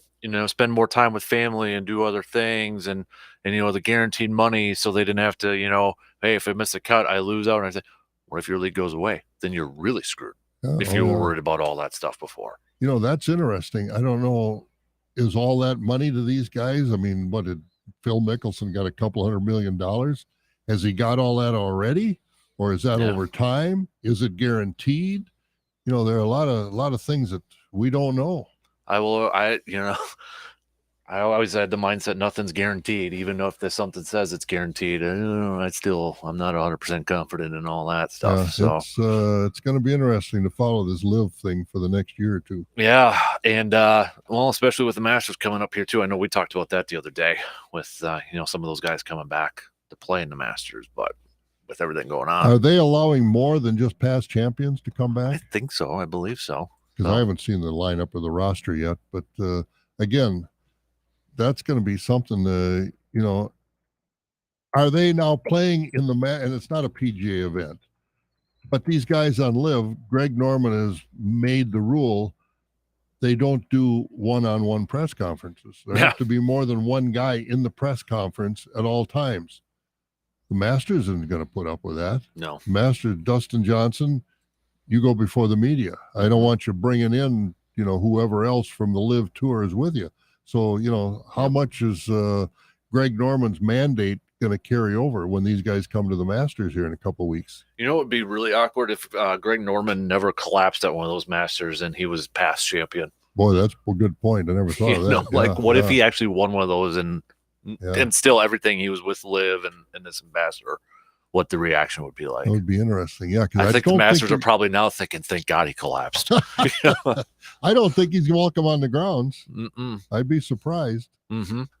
Man, wow. It's got to be, if I'm Dustin Johnson or Sergio Garcia, one of those past champions that went to live, I'd have to be a little nervous, a little hesitant, a little reticent about what kind of reception I'm going to get there. How should I be going in there? Should I be going in there with a little humble, or it's going to be interesting to follow. Mm-hmm. I agree. So, but hey, you know what? PGA is getting a little bit more attention though too. So that's the PGA has made some changes. I'm really excited about this Tiger and Rory digital thing that's coming up.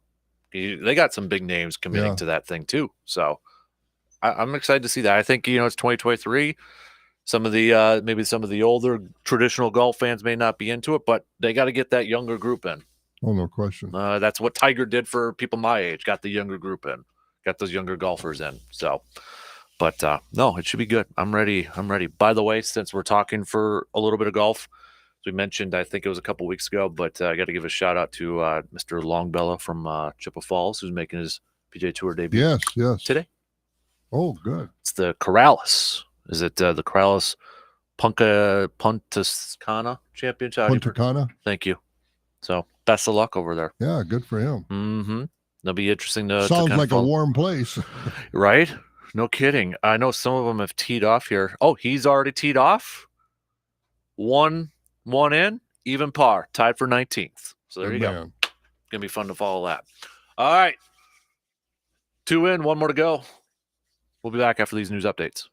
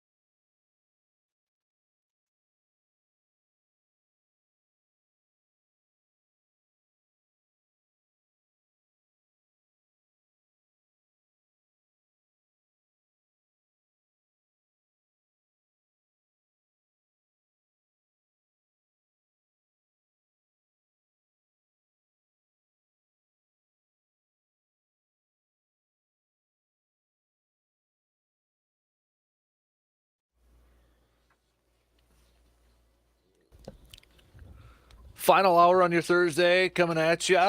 Appreciate you tuning in wherever, however you're checking us out on this Thirsty Thursday morning. I got my Thirsty Thursday coming up here in just a sec.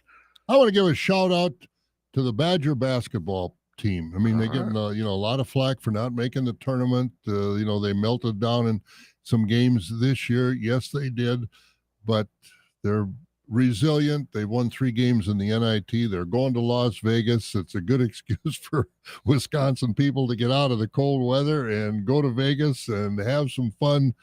So I'll give a shout out to the Badger basketball team. I know a lot of people aren't, but I will. All right. You know what? Since we're doing that, my Thirsty Thursday shout out, I'm going to the New Orleans Saints. I don't know if you heard about this. The New Orleans Saints medical staff. So they had tight end Foster Moreau in for a physical, about to sign him and such. And they discovered he had Hodgkin's lymphoma. And he didn't know about it, but it was discovered in that physical. And he's only 25 years old. Yeah, so I just heard about that. Yeah, so he's going to obviously be stepping away from football as he battles cancer here. But you look at the past here, what the Saints medical staff has been kind of finding with some of these players. It was back in 2017 when they were looking at a long snapper. He had discovered that this John Dornbos had an aneurysm, erratic. You know what I'm trying. I can't say that word. Aneurysm in 2017. Pretty much saved his life there too. They also found Nick Fairley, that defensive lineman, had a heart condition too. It's stuff like I think we kind of take it for granted here a little bit. It's like, okay, you bring this player in physical, sign him up. They could find some life-saving stuff. I want to give the Saints a shout out there because that might have just saved this young man's life. Yeah, I wonder, it makes you think, are these standard medical procedures that every player has to go through for the NFL, or does each team have their own set of parameters for what they're checked? And sounds like the Saints have a pretty in-depth one. And I don't know if it's standard across the NFL or if the Saints are just, more attention to detail. But shout out to them, though. You bet it. Absolutely. Peter, and good luck to the young man getting over it. Absolutely. Peter is asking for a lot for Aaron Rodgers. If you look at the NFL trade value chart, number 13 pick is worth 1,150 points. 42 and 43 is 950. So Packers come up behind if it's a choice between 13 or 42 and 43. Now, the Jets' third-round pick would be valued at 205. This guy's doing a lot of math here. So if the Jets offered 2 seconds and a third, that would be pretty much the same as the 13th. I'd settle for that, plus a conditional pick, plus I want some more players from the Jets as well. So, well, Pierre, I think everybody would want that. The question is, would you want the 2 second-rounders or package those 2 second-rounders for about pick 17 or 18? Not the 13th overall pick. So yeah, I don't know how this is going to come out, but the Jets, and again, we've talked about this before, the media that the Jets have to deal with and the media that the Packers have to deal with are 2 completely different worlds. I'm sure Gutekunst is getting calls from, around the area, national media, but the New York media is unto itself a different animal. And they won't let up. They'll be relentless to get this done. And so whether he's going to feel that pressure to get the media off his back and let's just give him a 1 and a 2 or whatever it is, I don't know. But I think Gutekunst is, if I'm general manager of the Jets, general manager of the Packers, I'd be much more comfortable as a Packer general manager right now than the Jets because I think they're really under pressure from that media. Yeah, it is such a weird debate on the whole social media. It's still going on who has the most leverage, and it's back and forth. And I'll be honest with you, I didn't think we would have that debate, but here we still are, week and a half, 2 weeks since this whole thing kind of started off, and everybody's still debating who's got the most leverage in this situation. Yeah, I don't know either, but I thought it'd be done by now. I didn't think it was going to carry on like this. And I don't mind Green Bay playing a little hardball in this, to be honest with you either. What does it tell you that are there some things it tells you that we haven't, because we don't have a deal, what you're sensing? I think maybe the biggest hangup is probably the contract because it's such a huge, or I should say, it's a very complicating contract. I'm sure the Jets want the Packers to pay some of it. They probably want him to pay some of that. And then I think the other thing is, as Peter King told us on Monday, he thought, the thing that Aaron said in his Pat McAfee interview that really could, and I'm kind of paraphrasing everything here, that kind of put a thorn in this whole thing was the fact that Aaron said he was 90% retired before he went into darkness. So if you're the Jets and you hear that part, that this guy was 90% retired, how much do you want to fork over for a guy who, we've speculated could be a year, we don't know, but he already was out there saying I was 90% retired and then went into darkness and said, yeah, I'll come back. I'm surprised to hear him say that just because of who Aaron Rodgers is. And obviously he likes the headlines because let's face it, he's been a drama queen the last 2-3 years with this contract. And am I going to play? Am I not going to play? Do I want to play here? Do I want to play someplace else? But the one thing I would have bet, and I still would pretty much bet the ranch, he's not going to retire because he doesn't want to go in 5 years and be on the stage with Tom Brady and J.J. Watt. He wants to be the centerpiece of the Hall of Fame, I think. Yeah, I don't know. I think he's got that big an ego that, he comes off as not trying to come across as having a big ego, but having done what he's done the last 2 or 3 years of keeping the national, Schefter, Aaron Rodgers will not pay for the Green Bay Packers again. 2 years ago, Aaron Rodgers played for the Green Bay. I think he just loves that stuff. Yeah, I don't know. I know he's publicly said that doesn't factor into his decision. But again, what he says and what he actually believes could be completely different. I don't know if that's part of his mindset or not. I don't. But yeah, it's just if you haven't listened to the convo, anybody out there, it's up on our podcast. It's about almost 20 minutes with Peter King on there. Mm-hmm. But he also, it was that morning his column dropped and there was a lot of Rodgers nuggets in there too. And like he put in there too a quote from Randy Mueller, who used to be a football GM. But, he kind of talked about, what team right now, obviously the Jets are willing to do that. But, because I was kind of wondering out there too, I'm like, man, it's because it's a different vibe compared to 08 here a little bit. And I kind of use the analogy that Aaron, the last couple of years, has, a lot of fans have clamored to get to know players or coaches or want a little bit more of the real person, right? Fans like, oh, that's just coach speak. That's just general manager speak, or that's just player speak. What do they actually mean by that? Aaron opened that door from an athlete side of thing the last few years, and then with his Pat McAfee interviews.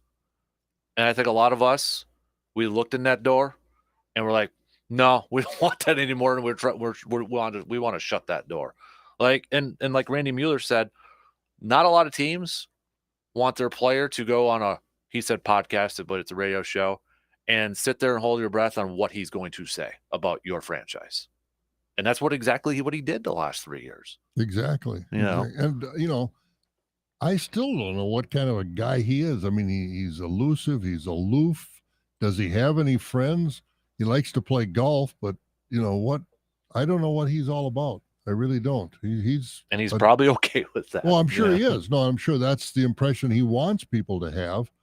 But he's got to realize he's in the spotlight, and people are going to expect certain things when you make $59-60 million a year. Well, and I feel like something changed the last few years too. Like, the early parts of Rodgers' career, I loved the title belt celebrations. I loved he was jumping up and down on the field, fist pumps, the little Mario jumps, but something just kind of like changed the last few years. It seems like a little bit. Like you're right. Like the early 2010s and all that, when he was the fun-loving guy, he's on The Office TV show, he's doing this, but there's just something in the last few years that kind of changed. It seems like. Yeah, you're right. I when you think back about his career, the old title belt, the little jumps that he'd have, he doesn't do it. He doesn't seem to be enjoying the game like. I think that's the best way to kind of put it. Is he enjoying it as much right now? Maybe that's why he was 90% retired. Wouldn't that be something? What would that do to the world? Well, two teams, the Jets and the Packers, he said, I I was in the dark, but now I see the light. I'm done. I'm not going to play. I just can't handle this drama anymore. Mm-hmm. But I don't he's know. creating a lot of the drama himself, so it's not like it's being created for him. He's creating it. But boy, would that spin the Schefters of the world if Rogers said, "I'm retiring." Mm-hmm. Wouldn't that be something? Yeah. Oh, but Peter did say if it's the week of the draft or the week before the draft, maybe start to get a little nervous. He thinks it'll get done around April 7th, which that would be awesome if it was April 7th because of our show, that golf show we're doing. Oh It'd be a yeah, lot of fun yeah. there. But he said if for some reason, like the week of the draft, I don't know if he was kind of referring to like the Jets fans being nervous or maybe Packers fans being nervous, but yeah, I think it was more in terms of like thinking draft compensation for this year. Who do you think receiver to fur? The Jet fans are more nervous about this trade than the Packer fans. I think Jets fans are. Yeah, I think so too. Because most Packer fans are resolved to the fact of we've got a quarterback, Jordan Love. How good he is, we don't know, but we've got a quarterback. The Jets at this point don't have a quarterback. No. And you got to be getting nervous because again, some of these, deadlines are coming up, and are we going to have one? What are we going to do? Mm-hmm. And I know draft, what is it? 13 is what their pick is. the Jets are 13, Green Bay's 15. Would there be any quarterbacks left at 13, or all of a sudden at the last minute, are they going to be forced to trade way up to try and get one of the top 3 or 4 quarterbacks? I don't know. Yeah, so I would think the Jet fans are nervous, and rightly so. Aaron Rodgers is causing a lot of nervousness around the country, and of course, the compensation. He doesn't have anything to say about that, but I don't. From the comments I've heard, he's not happy with the Packers. And that's where going back to the whole leverage debate here. I know Pro Football Talk yesterday was getting on that soapbox again. If you're probably following him on Twitter, but Mike Florio was on the side that the Jets have the most leverage in this situation. A lot of people are throwing out the possibility that Aaron can show up to training camp if he's not traded then and really kind of force the hand and make it an awkward situation and all that sort of stuff. That's what Favre did. It's exactly what Favre did. And part of me is like, I can't see Rodgers doing that. But then I'm like, okay, I never thought it would get to this situation, which was just like Favre. So again, I guess never say never at this point. But man, and I think that, I don't think Green Bay would want to be in that situation and put Jordan Love into that situation, put like what Aaron went through. And that's where I give Aaron a lot of credit for going through that and having the career that he ended up having with Green Bay. Oh, no question. He is having a great career. He's certainly tailing off now, but last year is it because he's tailing off or it's because of that thumb? Mm-hmm. I don't think we can really say. Do you think so? Pro Football Talk had this statement. I don't know if Jets fans would necessarily agree with this. I get it from a financial standpoint, but this has been one of the gripes from Packers fans surrounding Rodgers. But he said the Jets don't need Rodgers before the start of camp. He already knows the offense. I don't think the Jets would like that to happen. You know what I mean? Like, I think they want him in there as early as possible. Because what's one of the biggest gripes Packers fans have had about Aaron Rodgers? Not being there for offseason stuff.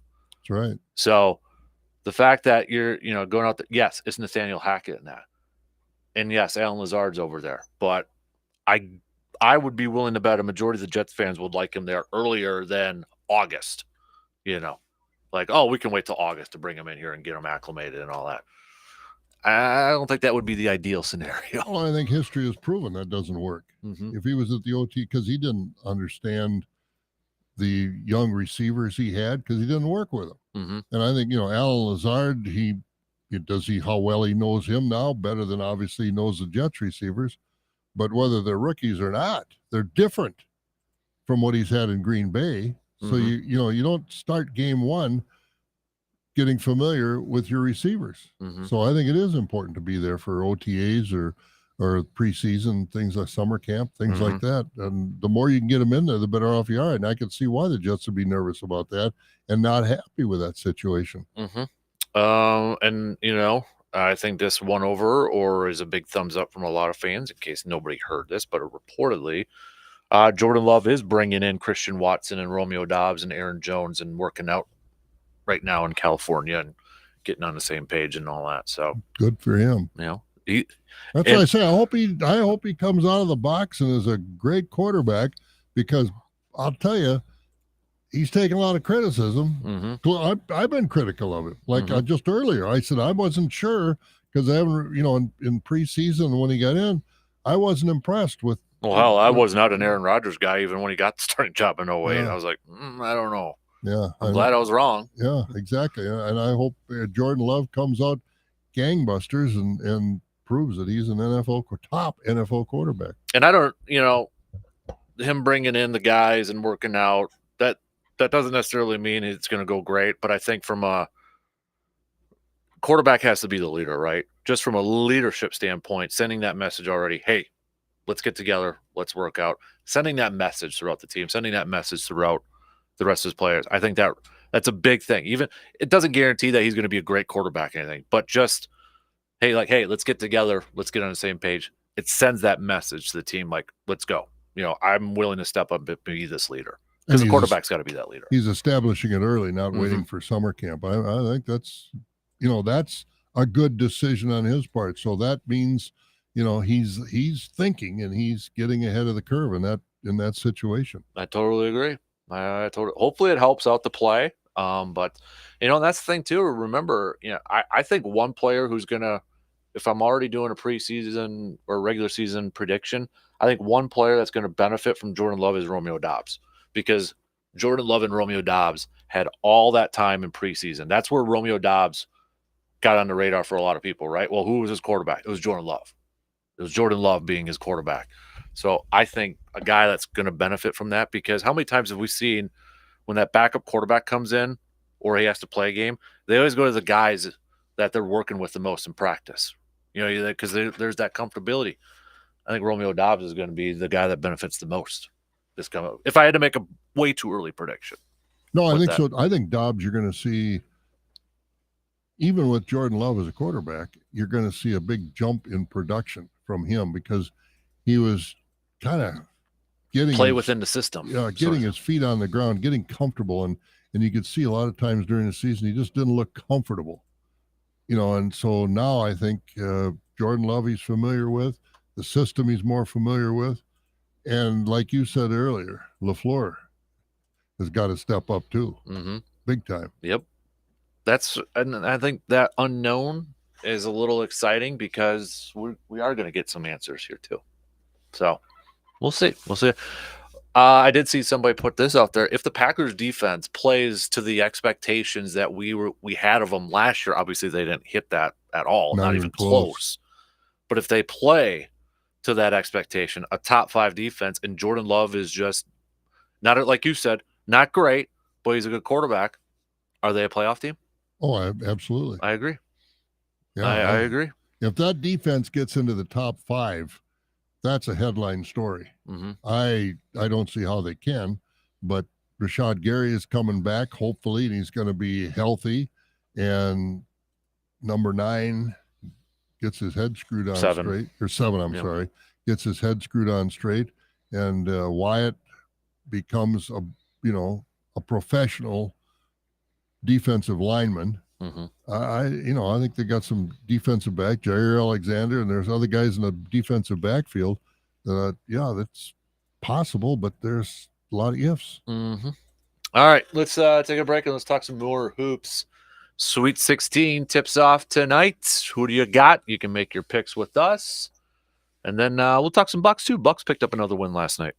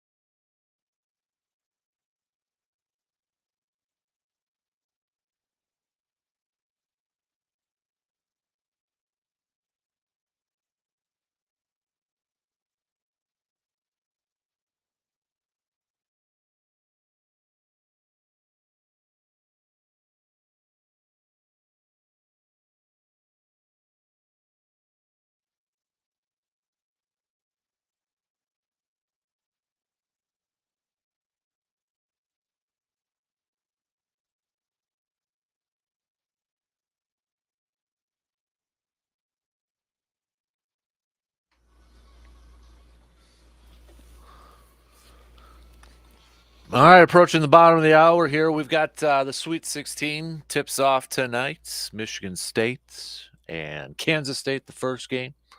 If you want to get some picks in, you can text those to us or hit us up on the socials. Bucks continuing to increase the gap here a little bit, and their standings in the Eastern Conference, dominating the San Antonio Spurs last night. Now just 10 games left in the regular season. The Bucks 2.5 up on the Boston Celtics in the Eastern Conference, 3 games up on the Philadelphia 76ers. Receiver for Paul Popovich is taken. It should be Greg Popovich. Greg Popovich, sorry. Should be given some kind of a medal. He's taken more lumps this year. I mean, I can't imagine why he's still coaching. And I think he's the new USA basketball coach. Like, he's replacing Coach K. Oh, is he the man? I think, yeah. I think that's why he's still coaching then. Yeah. So I don't know. Oh boy, it's been a tough season for him. Mm-hmm. But yeah, I'm not quite sure. They haven't really hit on some draft picks in that. No, they haven't. Well, and Kawhi, DeMar DeRozan all leaving town there too. So, but yeah, he's been a great coach, but boy, last few years it just goes to show you got to have some talent. Mm-hmm. I don't care who you are. Yep, I agree. Giannis in just 24 minutes of action, 31 points, 14 rebounds. Chris Middleton actually had, this got to be a good sign. Chris Middleton played the most minutes of all Bucks players last night, 29 minutes, putting up a double-double with 19 points and 10 assists. That is a good sign because that was his knee. Mm-hmm. His knee can hold up for that. That's good. Yep. As we said, just 10 more games left in the regular season. The Bucks going to be on a little bit of a road trip now, starting off with the Jazz tomorrow night. Then they've got Denver on Saturday. Then they work their way back. They got a road game against the worst team in the NBA record-wise, the Detroit Pistons, and then they've got the Pacers after that. Before, a week from today, in turn, a home date against Boston, and then right after that, a home date against Philly. Maybe that will determine the Eastern Conference standings. Go a long way, that's for sure. Mm-hmm. That should be, if you got tickets for one of those games, I don't think you'll have to worry about load management in one of those two home games. No, I think they want to settle the score, and yeah, home field or home court advantage is a big deal. Mm-hmm. Especially this year, too. Only 3 teams in the Eastern Conference have clinched playoff spots so far. None have technically clinched their division yet. But Milwaukee, Boston, and Philly all clinched playoff spots. On the Western Conference, 2 teams have clinched playoff spots, and those 2 teams have also clinched their division. That would be Denver and Memphis. Denver and Memphis right now. Lakers going to make it even to the play-in? They got beat again. No, did they? They're in the 10th spot right now. They are in the 10th spot. So Dallas losing last night obviously helped them out a little bit too. Controversial.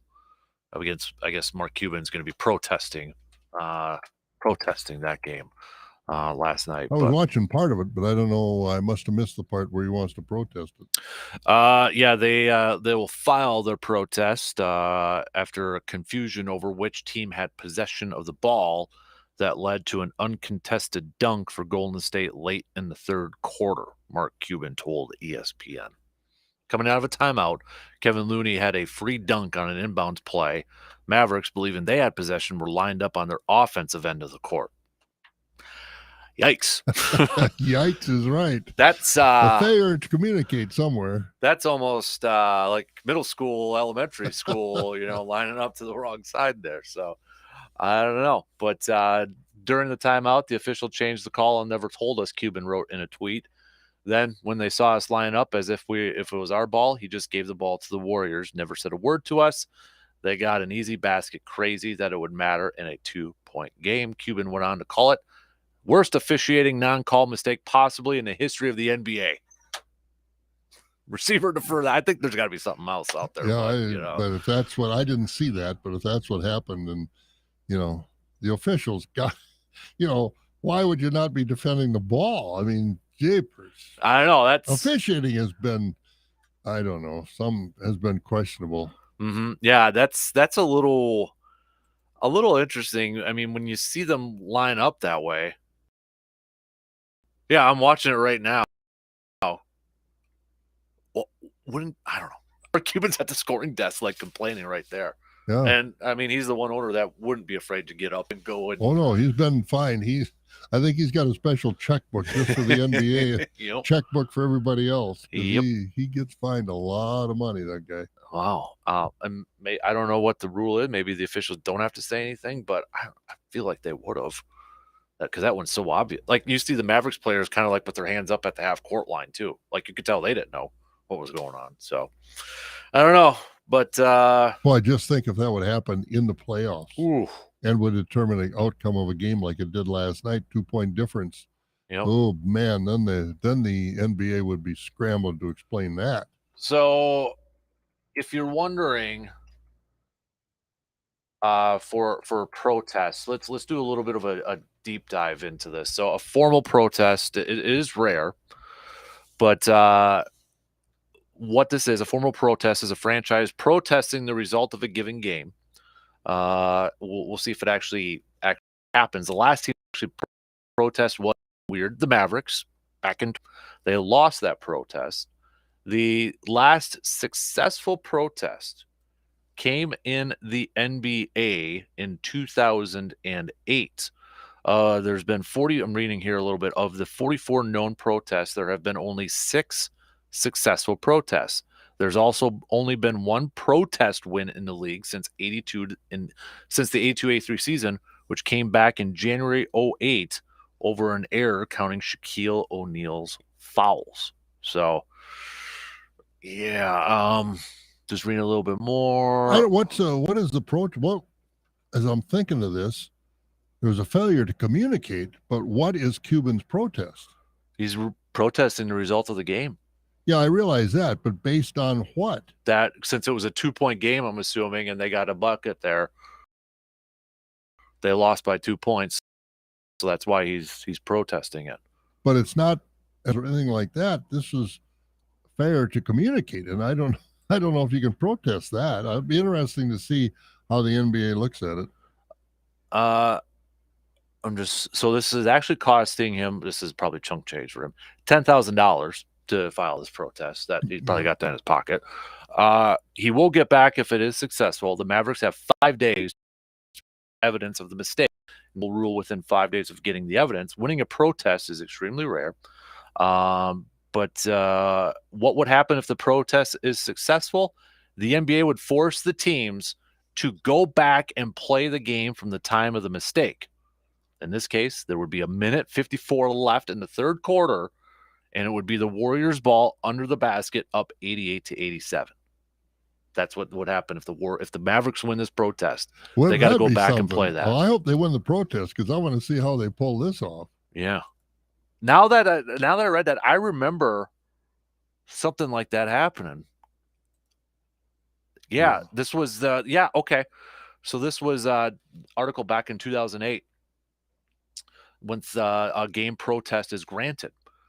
It was that Shaq game. Shaquille O'Neal fouled out of the game with 51.9 seconds left, but as it turns out, he in fact only had 5 fouls. So the next time those 2 teams play, they will finish their last game. It will be the shortest basketball game in history. But yeah, I remember that now. Now that I was reading that a little bit there. Really? But this one, now I don't know off the top of my, I'd have to look up a Mavericks schedule. I don't know if they play the Warriors, but with only like 10 games left in a regular season, they would have to make a special trip for that game. Oh, that would be interesting to see because that's more than 51.9 seconds. You talk about a whole quarter plus part of the third quarter. That would be something. I don't know if they'd want to do that, of course, and when they'd have to make that decision, when they would fit it in, if it would be after the season was over, and depending on how they finish in the standings. Wow, there are a lot of implications there. Yep. I kind of want to see that happen now too. It would be fun. I want to see that happen. Yeah, because I mean these are 2 teams fighting for that playoff spot. Yeah, they are. That would be intriguing. I think a lot of people would tune into that. And it'd be interesting. I wonder though if you did it then. Say you do it after the end of the season, and just looking at the rosters, Wiggins is not playing. He's hurt. He's a big part of the Warriors team. If they played at the end of the season before they go into the playoffs, would Wiggins be eligible to play? Or do you have to go with the available players you had at that time? Because if he's on the roster and not on an injury report, I would think he'd be eligible. There'll be a lot of ramifications here that I can think of. Yeah, I'll have to see if I can find out that info on there. I didn't even think of that. I'll have to. I'm gonna see if I can find out something like that. Yeah, because it's there are a lot of tentacles to that decision, I think. Mm-hmm. Oh yeah, no doubt. I'm clicking on this link.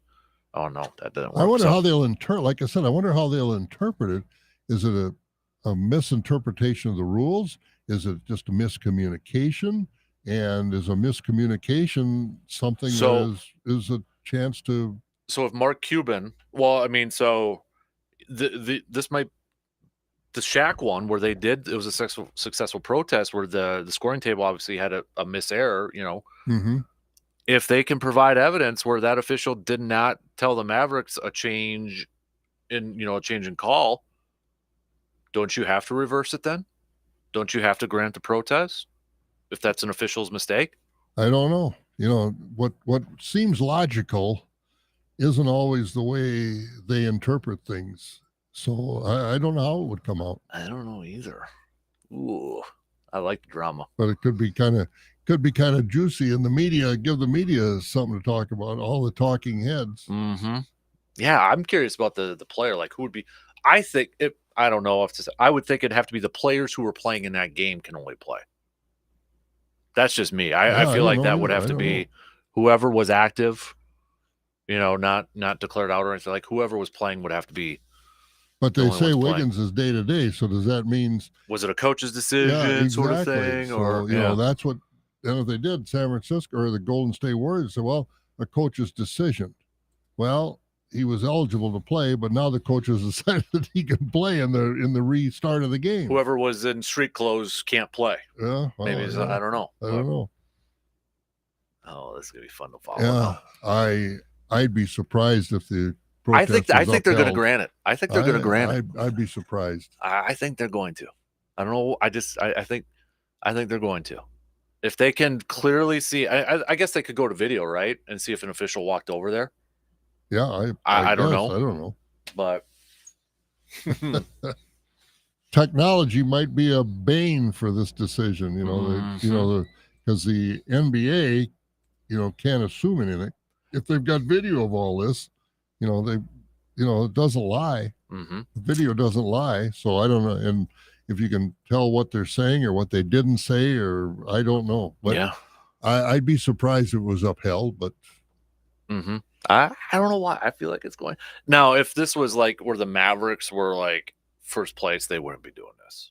Like if the seating wise, if they were like first place, I don't think he's doing this but the fact that they are so close in the playoffs. Yeah, I think they're within a game or two, aren't they? They're with the Lakers, tied with the Lakers now. Yeah. They're technically above the Lakers, but they've got the same exact wins and losses. But if they would have won, instead of being 36 and 37, they'd be 37 and 36. They'd actually move up to 8th, I think, looking up here. So, I mean, that factors into it a little bit too. And what's the matter with Kyrie Irving again? He didn't play. He was sitting there in street clothes again. Boy, there's a guy that you don't want on your team. It's Kyrie Irving because he doesn't play. Oh. And I don't know how bad he's ever hurt. I mean, it's not like, some of these other guys like Durant is, out with a bad ankle and things like that and a bad knee and what he had with the Warriors there at the end of the career there. Kawhi Leonard has been out with that bad knee. Paul George is now out with what he's got a problem with. Yeah, the knee. that I don't know what Kyrie's like a scary injury. Is. Yeah, that really did. I don't know what Kyrie's problem is. This might be the fact because I'm looking at the box score here a little bit. He's not even listed on there, so that means he was declared out. He doesn't even have the DNP next to the coach's decision thing next to him. He was sitting in street clothes, so they showed him on the screen. My opinion, he can't play in the redo then. Yeah, you can't put him out there. That's a good point too. You can't put him out. So I don't know. I don't know. All right, come on. I want this, and I want it to be like a play-in game where they make it up right before the playoffs start. Wouldn't that be something? And the winner gets the last playoff spot. Boy, that would be ultimate. That would be the ultimate right there. People would tune into the shortest-lived basketball game, one of the shortest, biggest basketball games in the NBA history. Yeah, it would. All right, we got to take our final break, and then we'll kind of cover some of the bases. Last call for any text or some Thirsty Thursday shout outs. You can hit us up 715-830-1912. We will be back after these quick words.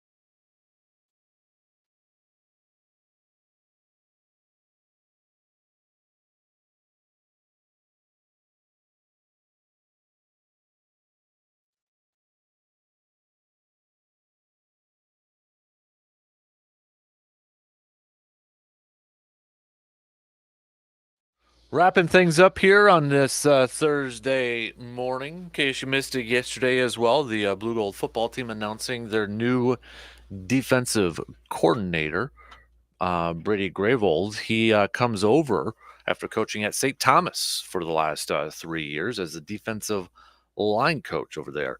He was also selected to attend, looks like a couple years ago, the American Football Coaches Association 35 Under 35 Coaches Leadership Institute, which is a prestigious program aimed at identifying and developing premier future leaders in the football coaching profession. So before St. Thomas, he was the head football coach at Fort Atkinson in Wisconsin and an assistant at Sun Prairie, where he helped Sun Prairie reach the 2017 state championship game. So new defensive coordinator for the Blue Golds, getting that staff, rounding it out, filling it up there. So do you want an update? I just refreshed the leaderboard for Mr. Longbella from the Chippewa Falls golfer I was telling you about. How's he doing? I just refreshed it about 10 seconds ago, because if you want to follow along, you can go to pjtour.com. They got the leaderboard up there. Tied for 8th, 1 under through 4. Attaboy. So, but we were obviously talking about that a little bit earlier this morning as he was getting set to tee off through the first hole.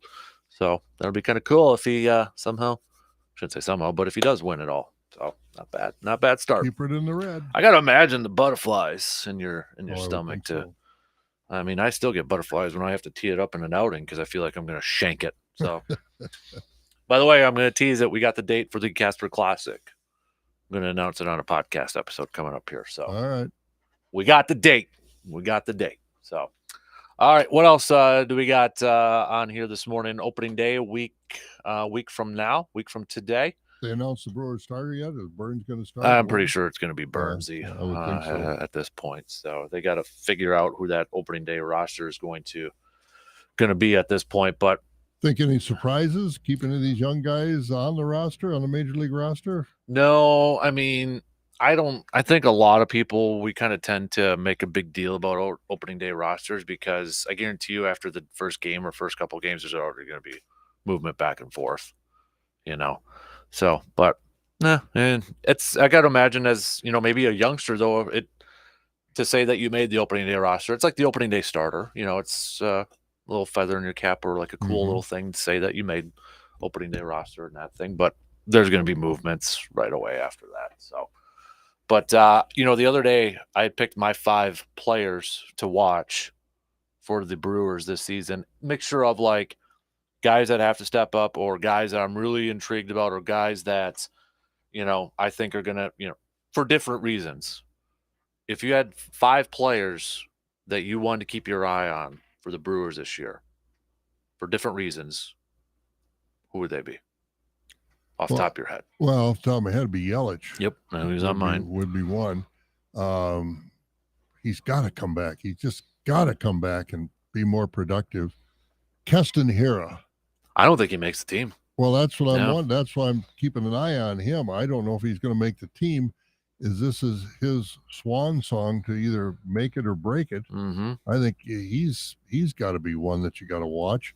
And Burns and Woodruff, how well they do to start the season. I'm sure they're going to do well, but are they going to be better than well? Great pitchers, and I don't know who else. The rosters. I put some of the kind of the newcomers, Contreras, the catcher, a lot of excitement surrounding him, but it's also how does he work with the pitching staff? I picked Matt Bush because they got to figure out who their setup guy is, and I feel like that's who the Brewers want as their setup guy. But again, is he going to work in that role? The bullpen is such a big question mark outside of Devin Williams. And that's why, I'm not looking so much at those guys as I am who's going to provide some more offense to this team. You got Tellez but who's going to provide with these new rules, the shift pitching? I think you're going to have to get guys on, some guys that consistently make contact and move the ball around. And, I'm hoping that some of those guys, we've got some good, solid guys, but Yelich, I think, is going to be the key to the whole thing. Mm-hmm. Yeah. Who was the other one I put on there? Oh, and I think I put Winker, their new DH guy, because if he can get back to what he was doing with the Reds, hitting wise, I mean, again, it's a big unknown if he can stay healthy and get back to what he was doing. So, really quick, Longfellow bogeyed, so he's back to even par. So, I'm following along on the PJ Tour. Okay. Didn't mean to interrupt you. And the match play is on too for the big boys. Mm-hmm. That's always a fun event to watch. Mm-hmm. Yep, definitely. So, I can't wait to talk about Masters when we get closer, though. Yeah, that's good. You got a favorite right away off the top of your head? Scotty Scheffler. Repeating it? I think so. John Rahman's playing well. McIlroy is great, but he's not in his groove yet. Jordan Spieth seems to be coming around a little bit, so he might be. He needs the Masters, I believe, to complete the Grand Slam, and so his game is starting to round into shape. I don't know if Tiger's going to play. Did he indicate he's going to play? He's going to play. All right. Yep. Well, and I've never seen that course, but the people have said, "Boy, you got to be a goat to go up and down those hills." So if he can walk 72 holes, that's going to be a major accomplishment. But hopefully he can, because he really, golf is better with him in it. Oh, there's no question about it. There's no question about it. But and that's not a knock on the other golfers, but it's no. just it's the same for a lot of sports. It's better when your all-time greats are still in it. That's right. Tiger is Tiger. What else do we got on the docket, or what else did we catch up on? We just talked about some brews. We got Sweet 16 tipping off again tonight. 4 games in action. Have you talked? I haven't been able to listen all the time. How dare you? From Matt. Well, I got other things I got to do once in a while. I know what I'm going to ask you now, but yeah, go ahead. The guy from Mark Johnson. Well, Mark RJ? Johnson. Yeah, Mark Johnson, I think, is RJ Cardinal. Yeah, about the Badger, how the Badger spring practices are doing down there. They're getting set. The guys have, they say, Fickle has said, now when we first came in, it was getting to know the guys, this, that, and everything. Now it's a different relationship. Now it's coach to player. And so I'd be interested to see what. Yeah, because like RJ mentioned, there's more media access. So he said too, it's like the program's really wanting the media to buy in and getting that exposure and that sort of thing. So, but what I was going to ask you, and I forgot about it earlier because we were talking about Mark Johnson earlier this week, 7-time national champion. You're an alum. You know your Badger history. One of our topics that a lot of people had opinions on Monday. Would you put Mark Johnson on that Badger Mount Rushmore? Four Badgers to represent the university sports wise. Is Mark Johnson on there for you? I admire Mark Johnson. I think years ago Barry Alvarez made a mistake not making him the men's coach, but is women's hockey a Mount Rushmore type sport? Who would you put on there? Just curious.